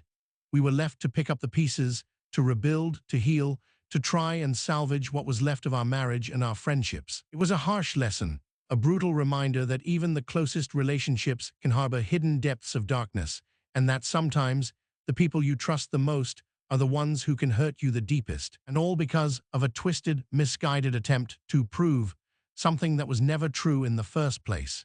My mother-in-law accused me of trapping my husband into pregnancy, so I used his private journal as proof of his excitement for our baby. It started with a text from Nicholas's mother, a seemingly innocuous message asking if I was free for coffee. I was, actually looking forward to it, thinking maybe she finally wanted to talk about baby names or nursery colors. We're expecting our first, and while Nicholas and I are over the moon, his family, well, they've been politely reserved. I met Martha, his mom, at our usual cafe. She got straight to the point, no pleasantries, just a tight smile and a cup of black coffee ordered for herself. "Selena," she began, her voice low and serious, "we need to talk about this, pregnancy." My smile faltered. "Of course," I said, trying to keep my tone light. "Anything in particular?" She leaned forward, her eyes intense. "We're just concerned. Nicholas is so young, so focused on his career. We've always envisioned him taking his time, establishing himself before settling down and, well, starting a family." I blinked, trying to process. "Nicholas and I are both thrilled," I said, a little defensively. "We planned this, we're ready." Martha's smile didn't reach her eyes. Planned, Selena, be honest, was this entirely planned? Or did things happen? The implication hung heavy in the air. Did she think I'd tricked him? Martha, with all due respect, I started, my voice shaking slightly. Nicholas and I are adults. We made a conscious decision to try for a baby. We're both excited. She waved a hand dismissively. Excited now, perhaps, but Nicholas is easily led. He's always been a people pleaser, wanting to make everyone happy. Is it possible he felt pressured? Did you perhaps emphasize your desire for a family more than his actual readiness? I felt a flush creep up my neck. Are you suggesting I trapped him? I asked, my voice barely a whisper. Martha didn't deny it. She just looked at me, a pitying, almost condescending look. We just want what's best for Nicholas, Selena. We don't want him to feel obligated. He has so much potential and a baby. It's a huge commitment, a life-altering decision. And you think he's not capable of making that decision for himself? I retorted, finally letting my anger surface. You think he's some kind of child who can be manipulated into fatherhood? Martha sighed, taking a sip of her coffee. Selena, please don't misunderstand. We like you, we want to welcome you into the family. But we just want to be sure Nicholas is truly happy, truly ready for this, not just going along to make you happy. I stood up abruptly, my chair scraping against the floor. I can't believe you're saying this, I choked out, tears welling in my eyes. Nicholas and I are a team. We love each other. We are excited about our baby. And for you to sit here and imply that I somehow tricked him, that I'm forcing him into this, it's insulting. Not just to me, but to Nicholas too. I turned and walked out of the cafe, leaving Martha sitting there, sipping her coffee, probably thinking she'd done me a favor by opening my eyes. Driving home, tears streamed down my face. Trapped him? Trapped Nicholas. Did they really think so little of their own son? And of me? Nicholas came home later, his usual cheerful self. I waited until after dinner, after we'd settled on the couch, to tell him about my coffee with his mother. As I recounted the conversation, his smile faded, replaced by a frown. He listened intently, his hand squeezing mine tighter and tighter. When I finished, he was silent for a long moment, staring into the fireplace. She said that? He finally asked, his voice low and disbelieving. I nodded, tears threatening to spill again. She implied I trapped you, Nicholas, that you're not really ready, that you're just going along to make me happy. He turned to me, his eyes filled with a mix of anger and hurt. That's unbelievable. How could she think that? How could they think that about us? He pulled me close, wrapping his arms around me. Selena, you know that's not true. You know how much I want this baby. You know how much I love you. I buried my face in his chest, letting the tears finally fall. I know, I mumbled, but it still hurts. It hurts that they think so little of us, of our relationship. He held me tighter. They're wrong, Selena, they're so wrong, we'll show them. We'll show them how happy we are, how much we want this. But even as he said the words, a cold knot of dread settled in my stomach. How do you fight against that kind of ingrained suspicion? How do you prove your love, your happiness, to people who seem determined to believe the worst? Update 1. Reading through the comments, I felt a mix of validation and a fresh wave of hurt. So many of you understood, so many had dealt with similar in-law interference. The advice ranged from setting firm boundaries to cutting them off completely. Some suggested involving Nicholas more directly, having him talk to his parents. And then there were the comments suggesting I had to prove them wrong, show them how happy we were, as Nicholas had said. But proving them wrong felt performative, like we were staging our lives for their approval, which was exactly what I didn't want. And cutting them off completely felt too drastic, too soon. They were still Nicholas's parents, and despite their current behavior, I didn't want to create a permanent rift. The idea of Nicholas talking to them seemed like the most logical first step. He was just as upset as I was, maybe even more so, at his mother's accusations. We talked about it again that evening, after work. He was still simmering with anger. I can't believe she said that, Selena, he repeated, shaking his head. It's like she doesn't even know me, doesn't know us. Maybe she just needs reassurance. I suggested hesitantly, trying to find a way to bridge the gap. Maybe she's just scared for you taking on such a big responsibility. Nicholas scoffed. Scared or controlling? She's always been like this, wanting to micromanage my life, but this is too much. She's questioning our entire relationship, our entire future. He paced the living room, running a hand through his hair. I'm going to talk to her, he declared, stopping abruptly. I'm going to tell her exactly how I feel, how hurtful and wrong she was. I nodded, feeling a surge of relief. Maybe that's the best way, I agreed. Maybe hearing it from you directly will make a difference. But as he started to formulate what he wanted to say, a different idea sparked in my mind. Throughout Martha's accusatory coffee meeting, And even in the comments here, there was a recurring theme. They doubted Nicholas's genuine desire for this baby. They saw him as passive, easily swayed, going along with my plan. But that wasn't the Nicholas I knew. The Nicholas I knew was excited, involved, actively participating in every step of this pregnancy journey. He wasn't just going along with it. He was leading the charge in his own quiet, thoughtful way. And I had proof. Before we even started trying, before there was even a hint of a positive pregnancy test, Nicholas had been documenting his excitement, his hopes, his dreams for our future family. He's not a big talker, but he's a writer.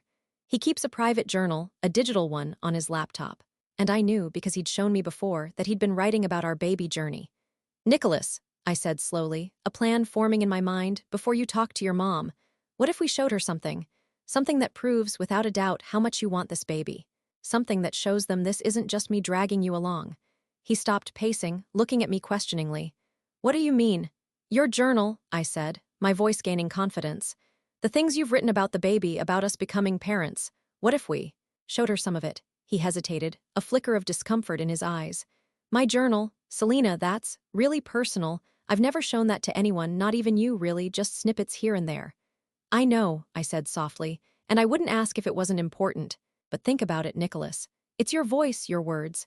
It's undeniable proof that this is your desire too, not just mine. It would shut down their accusations completely. He was silent for a long time, considering. I held my breath, waiting. Finally, he sighed, running a hand over his face. Maybe you're right, he conceded slowly. Maybe showing her asterisk, is the only way to truly make them understand. He looked at me, his eyes searching mine. But Selena, he said, his voice serious, if we do this, it's not just for them, it's for us. It's to protect our happiness, our family, from their doubts and negativity. Are you okay with that? I nodded firmly, my heart swelling with love and gratitude. Yes, Nicholas, I said, reaching for his hand. Yes, I am. Now, we just had to decide what to show them and how, and brace ourselves for their reaction, whatever it might be. Update 2, we decided to invite Nicholas's parents, Martha and Cameron, for dinner. A seemingly normal, casual dinner. Nicholas prepped them beforehand, vaguely mentioning that we wanted to talk about the baby and clear up some misunderstandings. He didn't reveal anything about the journal idea, wanting to keep it a surprise, a powerful, undeniable counterpoint to their accusations. The dinner itself was tense, polite but strained. Martha and Cameron were cordial, but there was an underlying coolness, a watchful skepticism in their eyes. They made small talk about work, the weather, anything but the elephant in the room, or rather, in my belly. Finally, after dessert, Nicholas cleared his throat, signaling the moment of truth. Mom, Dad, he began, his voice steady but with a hint of steel. Selena and I wanted to talk to you both about your concerns regarding the pregnancy. Martha and Cameron exchanged a quick glance. Martha spoke first, her tone carefully neutral. We just want to make sure you're both happy, Nicholas, that's all. Happy, Nicholas repeated, a wry smile playing on his lips. Mom, Dad, we are ecstatic. We are so incredibly happy about this baby. And honestly, he continued, his voice growing stronger, I was really hurt, Selena was really hurt, by what Mom said at coffee the other day. The implication that Selena somehow trapped me, that I'm not truly ready, that I'm just going along with something I don't really want. Cameron interjected, his voice gruff. Now, Nicholas, don't exaggerate. Your mother was just expressing some parental concern. Parental concern that bordered on insulting, Dad, Nicholas countered, his gaze unflinching. To both of us. And honestly, it's not just hurtful, it's completely unfounded. You seem to think I'm some kind of pushover, easily manipulated. Do you really think that little of me? Cameron shifted uncomfortably in his chair. That's not what we think, son. It's just, you've always been agreeable. You want to make everyone happy. And wanting to be a father, wanting to start a family with Selena, that makes me agreeable, Nicholas challenged, his voice rising slightly. That makes me weak. That makes it something I was pressured into. Silence fell over the dining room, thick and heavy. Martha looked down at her hands. Cameron stared out the window. I could feel my own heart pounding in my chest, nervous but also fiercely proud of Nicholas for standing his ground. Then, Nicholas took a breath and reached for his laptop, which he'd placed discreetly on the table earlier. He opened it, navigated to a document, and turned the screen towards his parents. I want to show you something, he said, his voice softer now but no less determined. Something that might help you understand how I really feel about all of this. He scrolled through the document, stopping at a specific entry. This, he said, pointing to the screen, is from my journal. I wrote this. A few months ago, before we even started trying, before Selena was pregnant. It's about my hopes for our future, for our family. He hesitated for a moment, then began to read aloud. His voice was quiet at first, but grew stronger as he continued. He read about his dreams of holding our baby in his arms, about watching them grow up, about the love and joy he envisioned filling our home.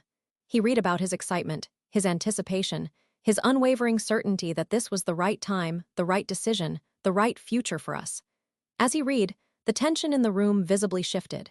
Martha and Cameron, who had been stiff and defensive, softened, their expressions changing from skepticism to something closer to understanding, maybe even remorse.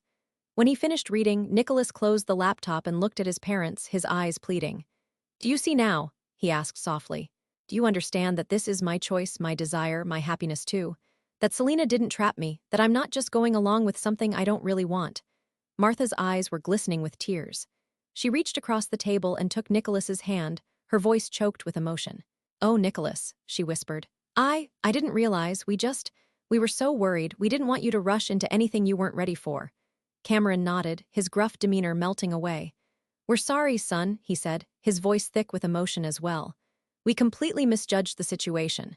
We were wrong to doubt you, wrong to doubt Selena." He looked at me, his eyes filled with genuine regret.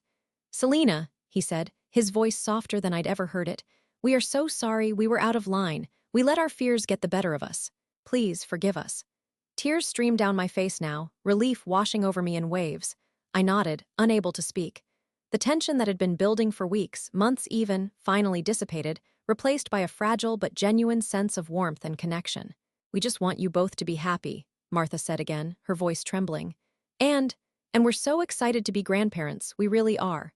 Nicholas squeezed my hand, his eyes meeting mine, a silent message of love and reassurance passing between us. The fight wasn't entirely over, not yet. It would take time to fully rebuild the trust and mend the hurt. But in that moment, sitting around our dining room table, with Nicholas's journal lying open on the laptop, it felt like we had taken a significant step forward. We had shown them the truth, not through arguments or accusations, but through the raw, honest words of a loving heart. And for now, at least, that felt like enough. My sister-in-law framed me for stealing company property because she was jealous of my success, and now my brother is having a meltdown. What do I do? It's been the most surreal week of my life, and honestly, I'm still reeling. I need to get this out somewhere, and Reddit feels like the only place I can actually be honest right now. So, here goes. I work as a project manager at a mid-sized tech company. I've been there for 5 years, steadily climbing the ladder, always getting good reviews, generally well-liked. I'm not saying I'm perfect, nobody is, but I'm good at my job, I'm reliable, and I've always prided myself on my integrity. Last Monday, I was called into HR unexpectedly. My boss, Devin, was there too, looking uncomfortable and avoiding eye contact. That's never a good sign. HR rep, a woman named Elena, started off all professional and polite, but then she dropped the bomb. They were investigating a potential case of theft. My heart dropped to my stomach. Theft. Me. Elena explained that discrepancies had been found in the inventory of some high-value equipment, specialized software licenses, to be exact. Licenses that were supposed to be securely stored and tracked, and now they were missing, unaccounted for. And apparently, evidence pointed to me. I was floored. I stammered, trying to understand, asking what kind of evidence, but Elena was tight-lipped, citing confidentiality protocols. Devin just kept shuffling papers, muttering about procedure. I left that meeting feeling like I'd been hit by a truck. Accused of theft, it's like something out of a bad movie. The next few days were a blur of anxiety and disbelief. I couldn't focus at work. Every email, every glance from a colleague felt loaded with suspicion. I kept replaying the HR meeting in my head, trying to figure out what could possibly be pointing to me.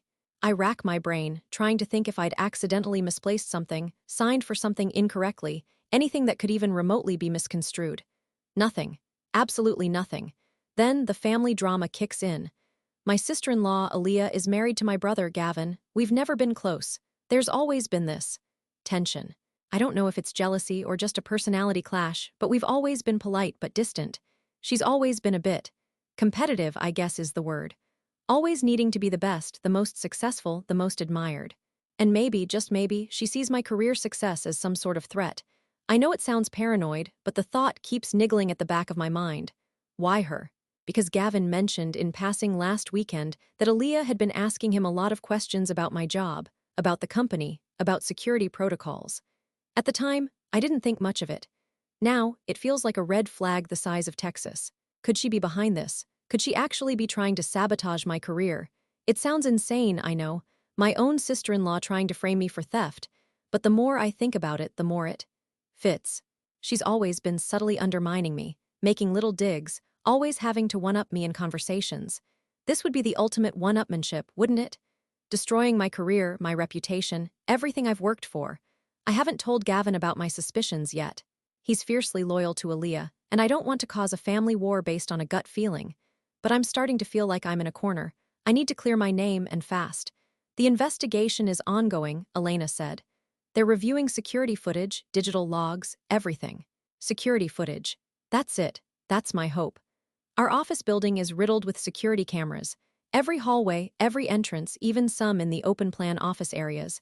If someone planted evidence, if someone moved those licenses, the cameras would have caught it, right? Please tell me I'm not crazy to be clinging to this hope. I'm innocent, I know I am, and I'm praying those cameras are my salvation.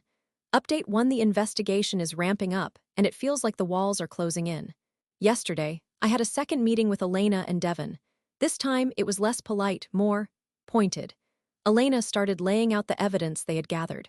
Apparently, my login credentials were used to access the inventory system around the time the licenses went missing. My credentials. Of course, it could have been anyone who somehow got hold of them, but the implication was clear. It was me. They also mentioned discrepancies in my expense reports from a few months ago. Minor discrepancies, to be honest, a few dollars here and there, easily explainable as honest mistakes. But now, in this context, they were being framed as suspicious, as evidence of a pattern of dishonesty. It's ridiculous.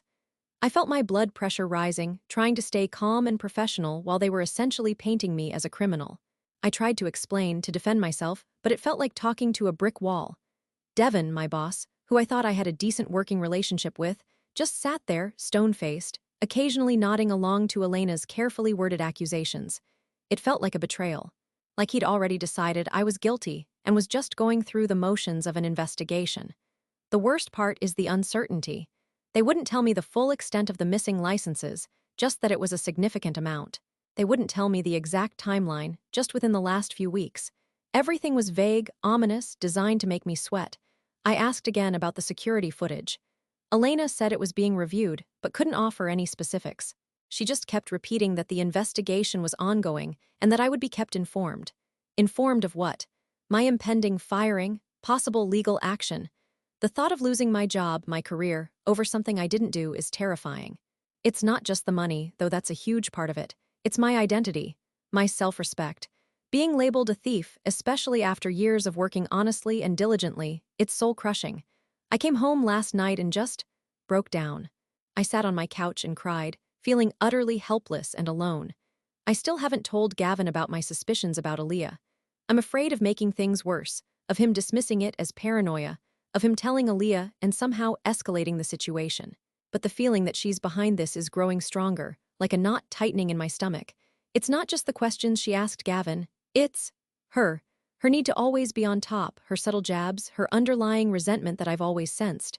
Maybe I'm wrong. Maybe I'm completely off base and I'm just grasping at straws, trying to make sense of this nightmare. But what if I'm not?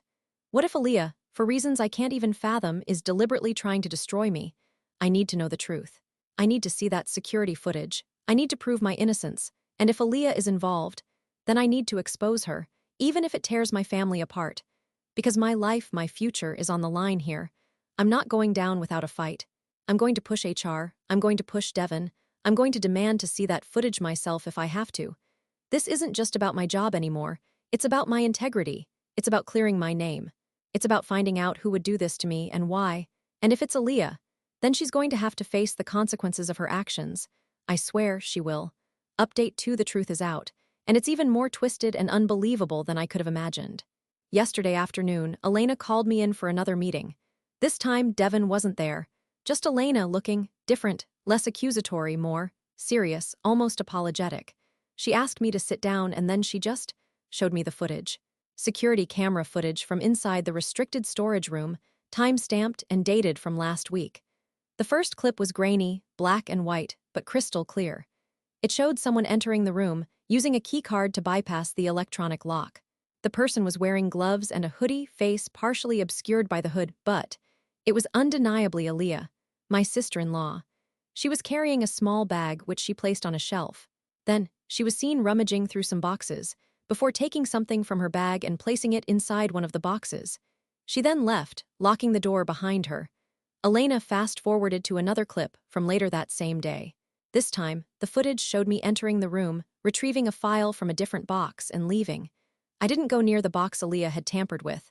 I didn't touch anything that wasn't directly related to my work. The footage was damning, undeniable. Aaliyah had planted the missing software licenses in a box I was known to access, knowing that I would be the prime suspect when they went missing. I watched the footage in stunned silence, my mind racing, trying to process what I was seeing. It was real. Aaliyah had actually done this. My own sister-in-law had deliberately tried to frame me for theft. When the video ended, Elena finally spoke. She apologized, profusely, for the suspicion, for the stress, for the way I had been treated. She explained that initially, the digital logs had pointed to my credentials, and the minor discrepancies in my expense reports had raised red flags. But thankfully, they had reviewed the security footage as part of their standard procedure, and that footage had revealed the truth. She assured me that the investigation was now closed, and that my name was completely cleared. They were taking immediate steps to rectify the situation internally, and to ensure that my reputation was fully restored. I just nodded, still reeling, unable to speak.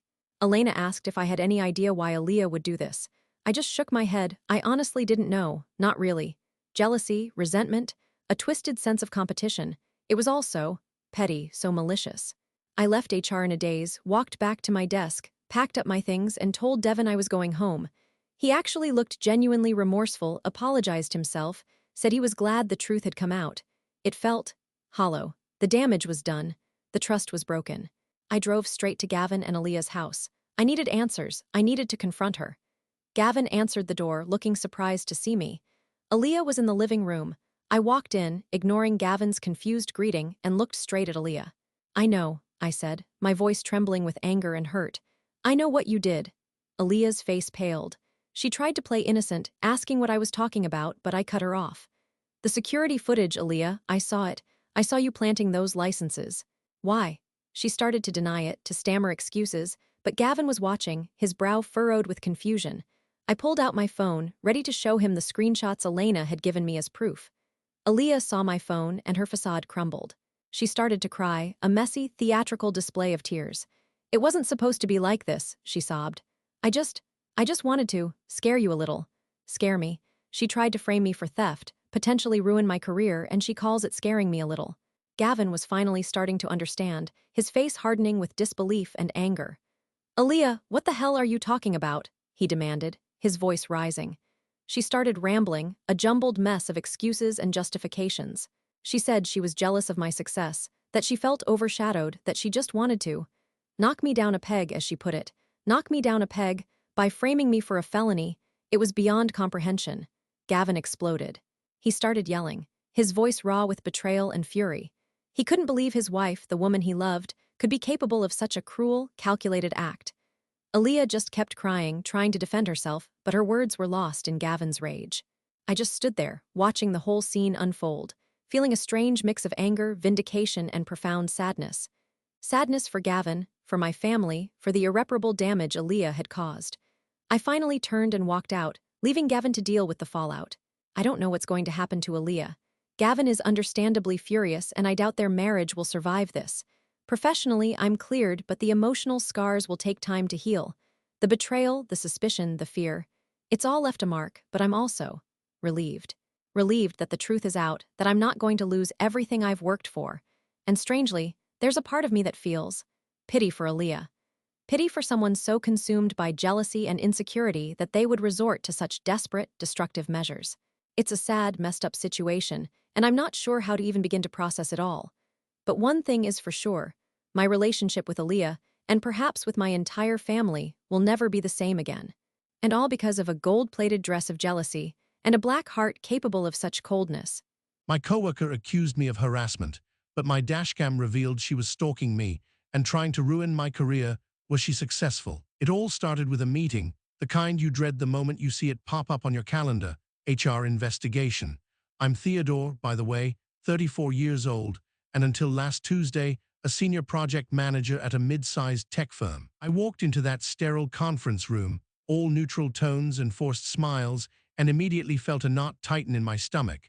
Across the table sat Miss Jenkins from HR, a woman whose voice could curdle milk, and Mr. Henderson, my direct supervisor, a man who usually communicated through motivational posters. They offered me a seat, those practiced, sympathetic smiles plastered on their faces, and I knew it wasn't good. Miss Jenkins began, her voice smooth and practiced, like she was reading from a script. Theodore, we've received a formal complaint regarding your behavior towards a colleague, Shelby Davies. Shelby Davies. My coworker, we were on the same team, worked on overlapping projects, and while not exactly friends, I considered our relationship professional and cordial. We'd shared office banter, collaborated on presentations, even grabbed coffee together a few times when brainstorming deadlines loomed. Harassment? The word felt like a physical blow. Harassment? I asked, my voice sounding thinner than I intended. Mr. Henderson nodded gravely, his eyes avoiding mine. Yes, Theodore, Miss Davies has alleged a pattern of behavior that she feels constitutes harassment. We take these allegations very seriously. Miss Jenkins elaborated, listing vague accusations, inappropriate comments, unwelcome attention, creating a hostile work environment. Each phrase felt like another nail in a coffin I didn't even know I was building. I listened, stunned, as they outlined Shelby's claims, each one a distorted reflection of interactions I remembered entirely differently. A casual comment about her presentation being sharp was twisted into sexual innuendo. My offer to help her carry some heavy boxes to the storage room became unwanted physical advances. The shared laughter during a stressful project meeting was now framed as me making her feel uncomfortable and singled out. It was surreal, like watching a play where I was the villain, but I hadn't even read the script. I tried to defend myself, to explain the context, the innocent intent behind my actions, but Miss Jenkins held up a hand, silencing me. Theodore, we understand you have your perspective. However, Miss Davies has provided a detailed account, and we have a duty to investigate thoroughly. They informed me that I was being placed on administrative leave, effective immediately, pending the outcome of their investigation. My access badge was deactivated, my company laptop and phone were to be surrendered. Just like that, after 7 years of dedicated service, I was being escorted out of the building like a common criminal. Walking to my car, the sky seemed to have turned a shade of corporate gray. I felt numb, disoriented, like I'd stepped into an alternate reality. My mind raced, trying to understand what had happened, why Shelby would make these accusations. We had our professional disagreements, sure, every team does, but nothing that felt remotely close to harassment. The only thing that felt slightly off about Shelby was her eagerness. She was incredibly ambitious, always volunteering for high-profile tasks, constantly seeking recognition from management. We had both been vying for a recent promotion to director, a position I ultimately secured. Could this be about that? Resentment. It felt flimsy, too simplistic to explain the level of detail in the accusations. Driving home, my thoughts kept circling back to my dashcam.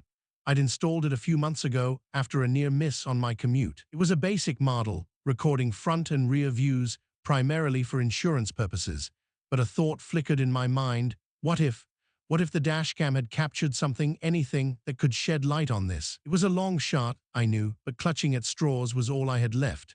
That evening, after the initial shock wore off and a wave of nausea replaced it, I remembered the dashcam's SD card.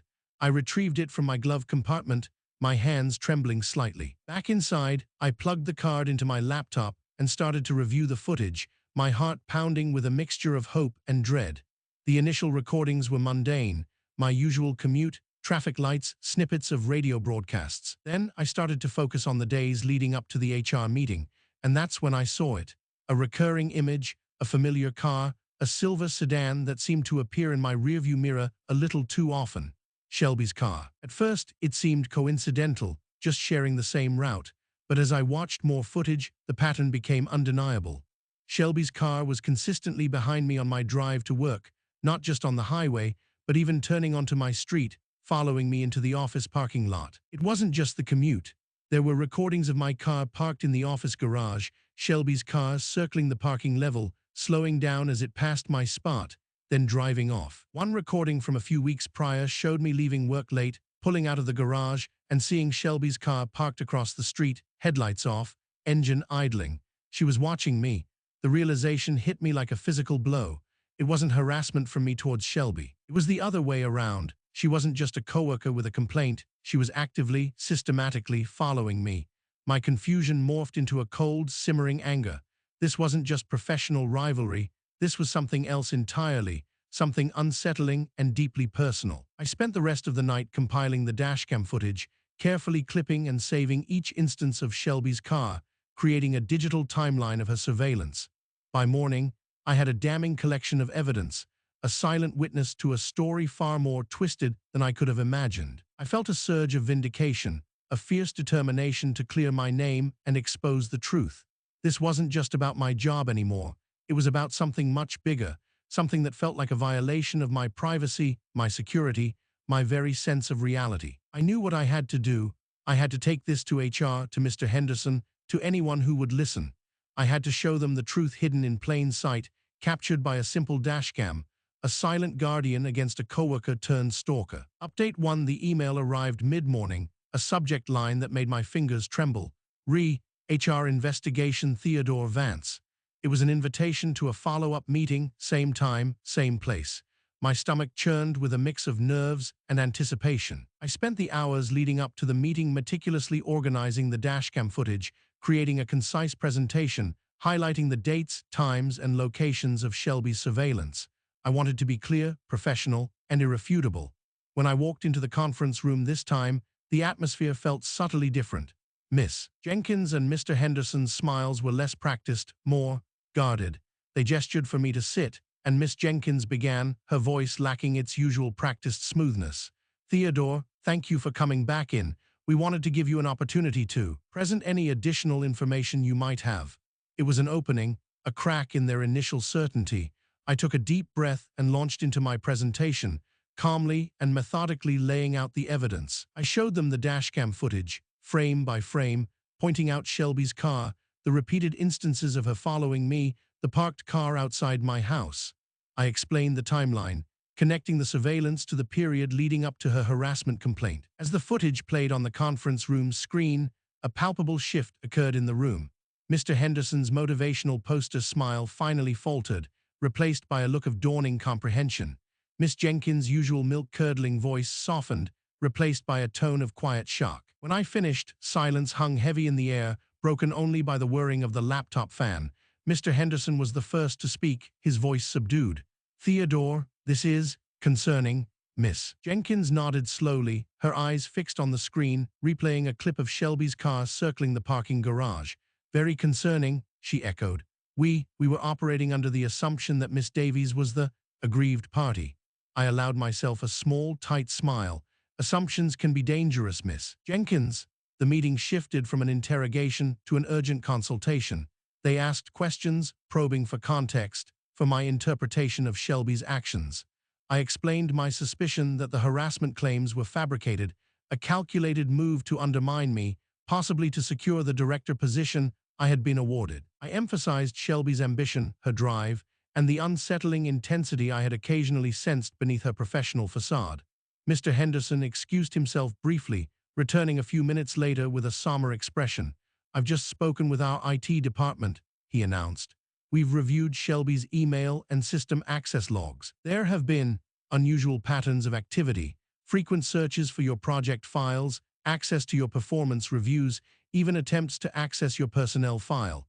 It was confirmation, a digital echo of the physical surveillance captured by my dashcam. Shelby wasn't just making accusations, she was actively trying to sabotage me professionally and perhaps personally. The meeting concluded with a formal apology, a sincere one this time, from both Miss Jenkins and Mr. Henderson. They admitted they had acted prematurely, relying solely on Shelby's account without sufficient verification. They offered me my job back, effective immediately, with full back pay for the time I had been on administrative leave.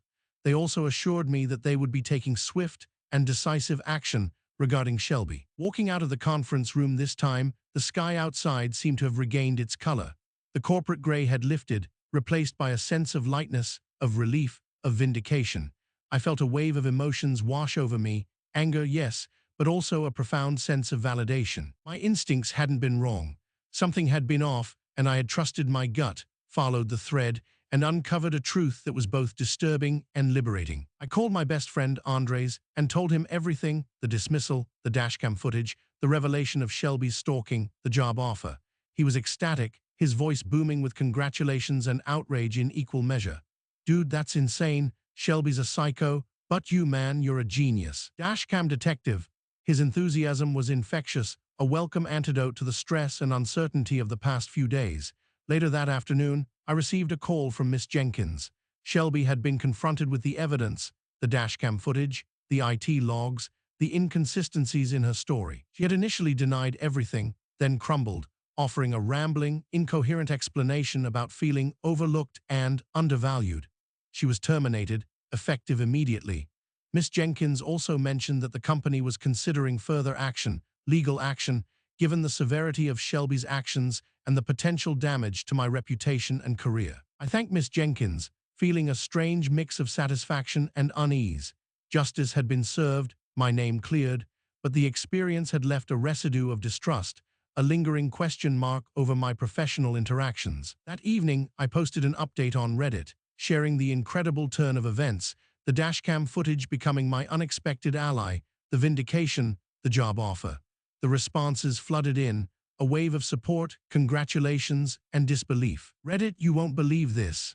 I began, typing out the story, the absurdity of it all, the unexpected twist of fate, the dashcam, the stalker coworker, the job saved. As I hit post, I felt a sense of closure, a release of the tension that had been coiled tight within me for days. The dashcam, a simple device intended for mundane traffic incidents, had become my unexpected savior, a silent witness that spoke volumes, exposing a hidden truth and reclaiming my career, my reputation, and my peace of mind. Update 2. Back at my desk, the familiar hum of the office felt both comforting and strange.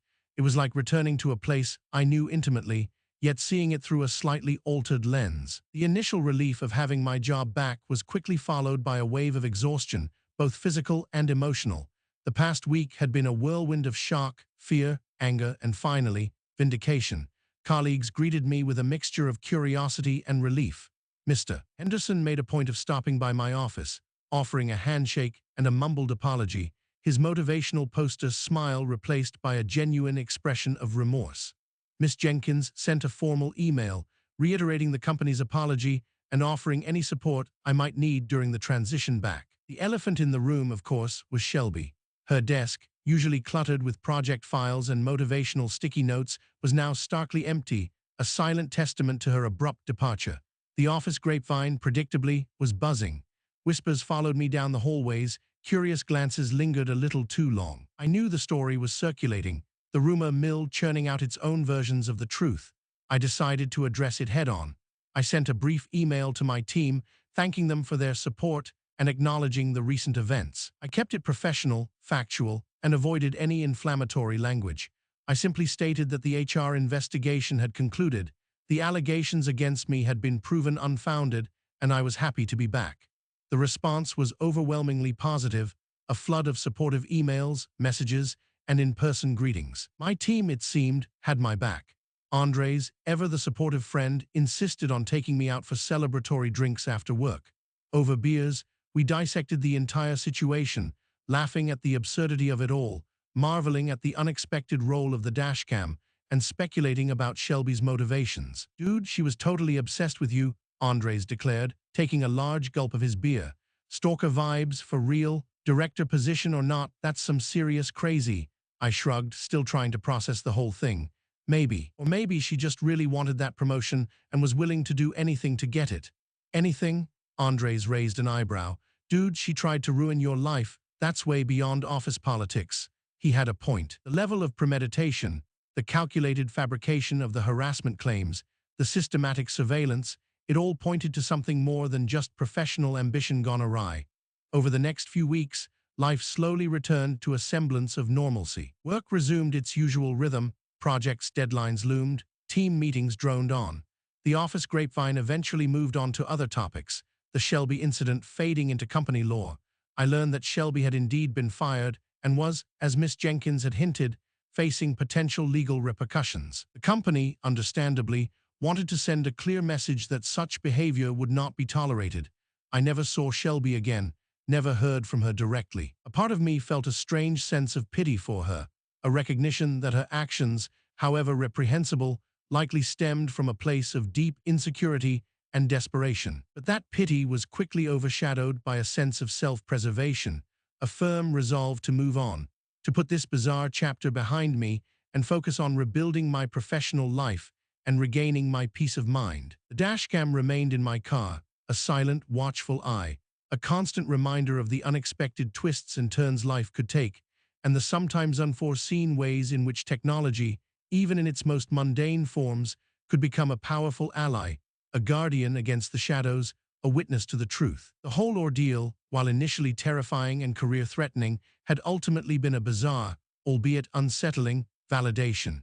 It had proven the importance of evidence, the power of standing up for oneself, and the sheer unpredictability of human nature. And in the end, it was the unassuming dashcam, a small piece of technology designed for everyday driving, that had become the unlikely hero of my story, capturing the truth and ultimately saving my career and reputation from a coworker's calculated deception. It was a satisfying, if somewhat unsettling, resolution, a reminder that sometimes the most unexpected tools can become the most powerful weapons in the fight for justice and truth. My in-laws think I married their son for a green card, but they don't know I'm a British citizen and don't even need one. Now our marriage is in shambles. It started subtly, a whisper at first. My husband, Kyan, and I had been married for 2 years, a whirlwind romance that blossomed in a bustling city cafe halfway across the world from where we both grew up. I'm Lucia, and I met Kyan while I was on a study abroad program. He was charming, witty, and had this disarming smile that could melt glaciers. We fell hard and fast, and after a year of long distance and tearful goodbyes at airports, Kyan proposed. I said yes without hesitation. My family, back home in Argentina, were thrilled. They adored Kyan instantly when they met him during our engagement trip. His family, however, well, that was a different story. From the moment we announced our engagement, there was a coolness, a reserve that I couldn't quite place. Polite, yes, but never warm. Kyan's parents, Dennis and Maria, and his older sister, Daniela, were all smiles and congratulations, but their eyes held something else, a calculation, maybe even a suspicion. It started with seemingly innocent questions. "So, Lucia, you're planning to stay in the States after the wedding, right?" Maria would ask, a little too casually, always emphasizing the stay in the States part. Or Daniela would chime in, "Getting a green card must be quite the process." Kyan's always been so helpful.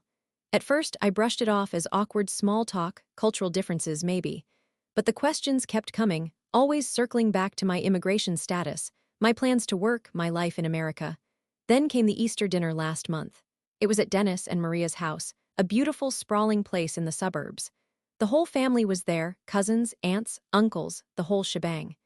Everything was pleasant enough, the food was delicious, the conversation flowed, albeit mostly about Kyan's childhood and his family history, very little about me. Then, after dinner, while Kyan and his dad were in the backyard talking about, I don't even know, sports probably, Maria cornered me in the kitchen while I was helping her clear the table. "Lucia," she began, her voice low and tight, "we just want to make sure you understand our family values." I smiled, thinking she was about to give me some mother-in-lawly advice about keeping Kyan happy. "Of course, Maria, I'm eager to learn." She didn't smile back.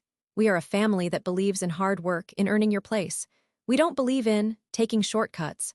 She looked at me pointedly, her gaze lingering a little too long. My smile faltered. "I'm not sure I understand," I said, my voice a little shaky. "We just want to be sure," Daniela interjected, appearing suddenly in the doorway, her arms crossed, "that this marriage is for the right reasons, that it's genuine." My blood ran cold. "Genuine," I repeated, my voice barely a whisper. Maria stepped closer, her eyes narrowing slightly. "You know, Lucia, coming to America, it's a dream for many people. A green card, citizenship, it's a valuable thing." That's when it hit me. They thought I was using Kyan. They thought I was marrying him just to get a green card. The accusation hung in the air, thick and suffocating. I felt a wave of nausea wash over me. My hands started to tremble. "How dare you?" I managed to choke out, my voice rising despite myself. "How dare you even think that?" Daniela scoffed. "Oh, please don't act so innocent. It's not exactly unheard of." "I love your son," I exclaimed, my voice cracking with emotion. I love Kyan with all my heart. This has nothing to do with green cards or citizenship or anything else. Maria's expression remained unchanged, cold and skeptical. Love is a strong word, Lucia, especially when things move so quickly. We've been together for 3 years, I protested, tears welling in my eyes. 3 years and you think I'm just using him? Daniela just smirked. Actions speak louder than words, Lucia. I wanted to scream, to lash out, to defend myself, but I was too stunned, too hurt. I felt like I had been slapped in the face. I turned and fled the kitchen, tears streaming down my face. I grabbed my purse and coat, ignoring Kyan's confused calls as I stormed out of the house. I drove home, my vision blurred by tears, my heart pounding in my chest. How could they think this of me? How could they be so cynical, so cruel? I loved Kyan, deeply, truly. I had left my entire life behind in Argentina to be with him. My family, my friends, my career prospects, everything. And they thought it was all a calculated move for a piece of paper. Later that night, Kyan came home, his face etched with worry. He had found me curled up on the couch, still crying. He held me, comforted me, apologized for his family's behavior. He said he was shocked and embarrassed that he would talk to them, make them understand. But the damage was done. The seed of doubt, of resentment, had been planted. And the worst part, they were so completely, utterly wrong. They were so blinded by their preconceived notions, their own prejudices, that they completely missed the truth. A truth that would probably make their accusations even more ridiculous, if they only knew. But for now, all I felt was hurt, anger, and a deep, gnawing sense of betrayal. How could I ever truly be part of a family who saw me as nothing more than a scheming opportunist? And more importantly, how could Kyan let them think this way about me? The next day, Kyan did talk to his parents and Daniela. He came back looking defeated, the fight draining out of him. They don't understand, Lucia, he said, running a hand through his hair. They say they just want to protect me. They've heard stories, about people using marriage for immigration. And they think I'm one of those people, I asked, my voice flat. He sighed. They are cautious. They'll come around, Lucia, just give them time. Time, I scoffed. How much time, until they've completely poisoned our relationship? Until they've made me feel so unwelcome, so unwanted, that I just pack my bags and leave? He looked at me, hurt in his eyes. Don't say that, Lucia. Please, I love you, and I know they're wrong. I'll keep talking to them. I'll make them see. I wanted to believe him. I really did. But their words, their accusations, kept replaying in my head, a constant, grating loop. I decided to take a different approach.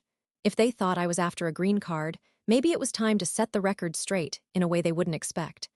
The following Sunday, we were invited for lunch again. I almost refused to go, but Kyan pleaded with me. Please, Lucia, just one more time. Let me try to smooth things over. I'll be there with you. I won't let them say anything hurtful. Reluctantly, I agreed. I spent the morning feeling anxious, my stomach churning with nerves. I debated what to wear, finally settling on something simple but elegant, a way to project confidence even if I didn't feel it.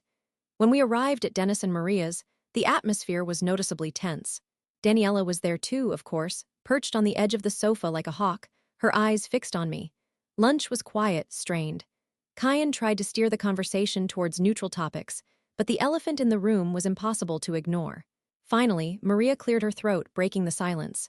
So, Lucia, she said, her voice deceptively sweet, how are your green card applications coming along? I took a deep breath. This was it.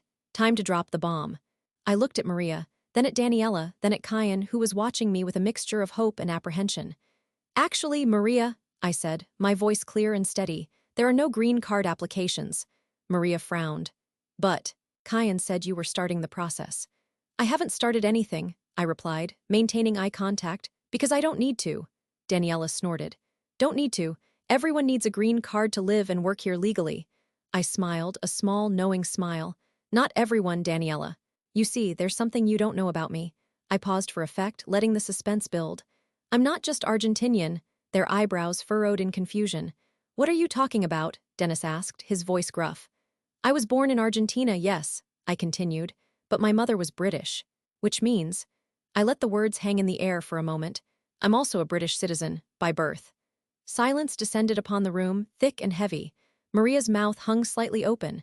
Daniela's eyes widened in surprise. Even Dennis looked taken aback. Kyan, who had known about my dual citizenship but hadn't fully grasped its implications in this situation, stared at me, his expression shifting from confusion to dawning realization. British? Maria finally stammered, her voice barely audible. I nodded, enjoying their stunned silence just a little too much. Yes, British. Which means I can live and work in the United States, completely legally, without needing a green card, or marrying anyone for that matter. The silence stretched on, punctuated only by the ticking of the grandfather clock in the hallway. I could practically see the gears turning in their heads, the wheels of their carefully constructed assumptions grinding to a halt. They had been so sure of their judgment, so convinced of my motives, and they had been so completely, utterly wrong. Well, Daniela said finally, breaking the silence, her voice flat, that changes things. The change, however, wasn't as immediate or profound as I had hoped. The initial shock of my revelation did silence their accusations, at least for a while. Maria and Daniela did offer a mumbled, somewhat grudging apology, something about misunderstanding and wanting to be careful. Dennis just grunted and changed the subject to the weather. Kyan was thrilled, of course. See, Lucia, I told you it would be okay. Now they know the truth. Everything will be better. But it wasn't better. Not really. The air was still thick with unspoken judgment, with lingering suspicion. The apologies felt hollow, insincere. It was like they were sorry they had been caught being wrong, not sorry for the hurt they had caused. Over the next few weeks, things remained strained. The constant questions about my immigration status stopped, but the coolness, the reserve, remained. They were polite, outwardly friendly, but there was still a distance, a lack of genuine warmth. I felt like I was constantly being watched, scrutinized, judged. And Kyan, bless his heart, tried. He really did. He tried to mediate, to bridge the gap, to convince his family that they had misjudged me. But it was exhausting, and I could see the strain taking its toll on him. He was torn between his family and his wife, caught in the middle of a conflict he hadn't created but was desperately trying to resolve. One evening, after another awkward family dinner where the conversation felt forced and stilted, I sat down with Kyan in our living room. He was watching TV, but I could tell he was distracted, his mind elsewhere. Kyan, I said softly, we need to talk. He turned to me, his eyes tired. What is it, Lucia? This. With your family, I began, choosing my words carefully. It's not getting better, is it? He sighed, running a hand through his hair again. It takes time, Lucia. They are stubborn, but they'll come around. But what if they don't? I asked, my voice barely a whisper. What if they never truly accept me? What if they always see me as less than? He frowned. They don't see you as less than, Lucia. They're just protective of me. Protective? I repeated, a bitter laugh escaping my lips.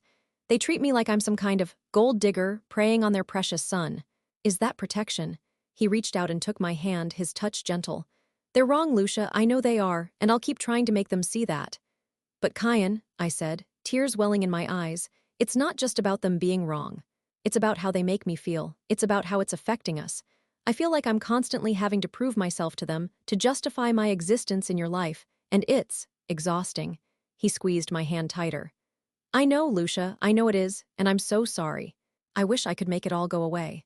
Maybe you can't, I said, my voice trembling. Maybe we need to accept that they're not going to change, and we need to decide how we want to live with that. He looked at me, his eyes searching mine. What are you saying, Lucia?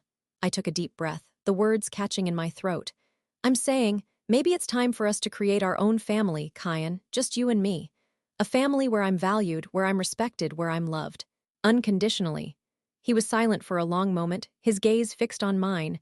Then, slowly, a small smile spread across his face. I like the sound of that, Lucia, he said, his voice soft. I like it a lot. And in that moment, despite the hurt and the anger and the lingering resentment, I felt a flicker of hope. Maybe, just maybe, their accusations, their prejudices, their misguided assumptions wouldn't define our future. Maybe, just maybe, we could build something stronger, something more beautiful in spite of it all. Our own family, built on love, respect, and a shared understanding that sometimes the most important family is the one you choose, not the one you're born into. And maybe, someday, Kyan's family would realize what they were missing, what they almost lost, by letting their prejudices blind them to the truth of who I really was and who we were together. But until then, we would build our own world, one where dual citizenship or any other external factor didn't matter, only the love we shared.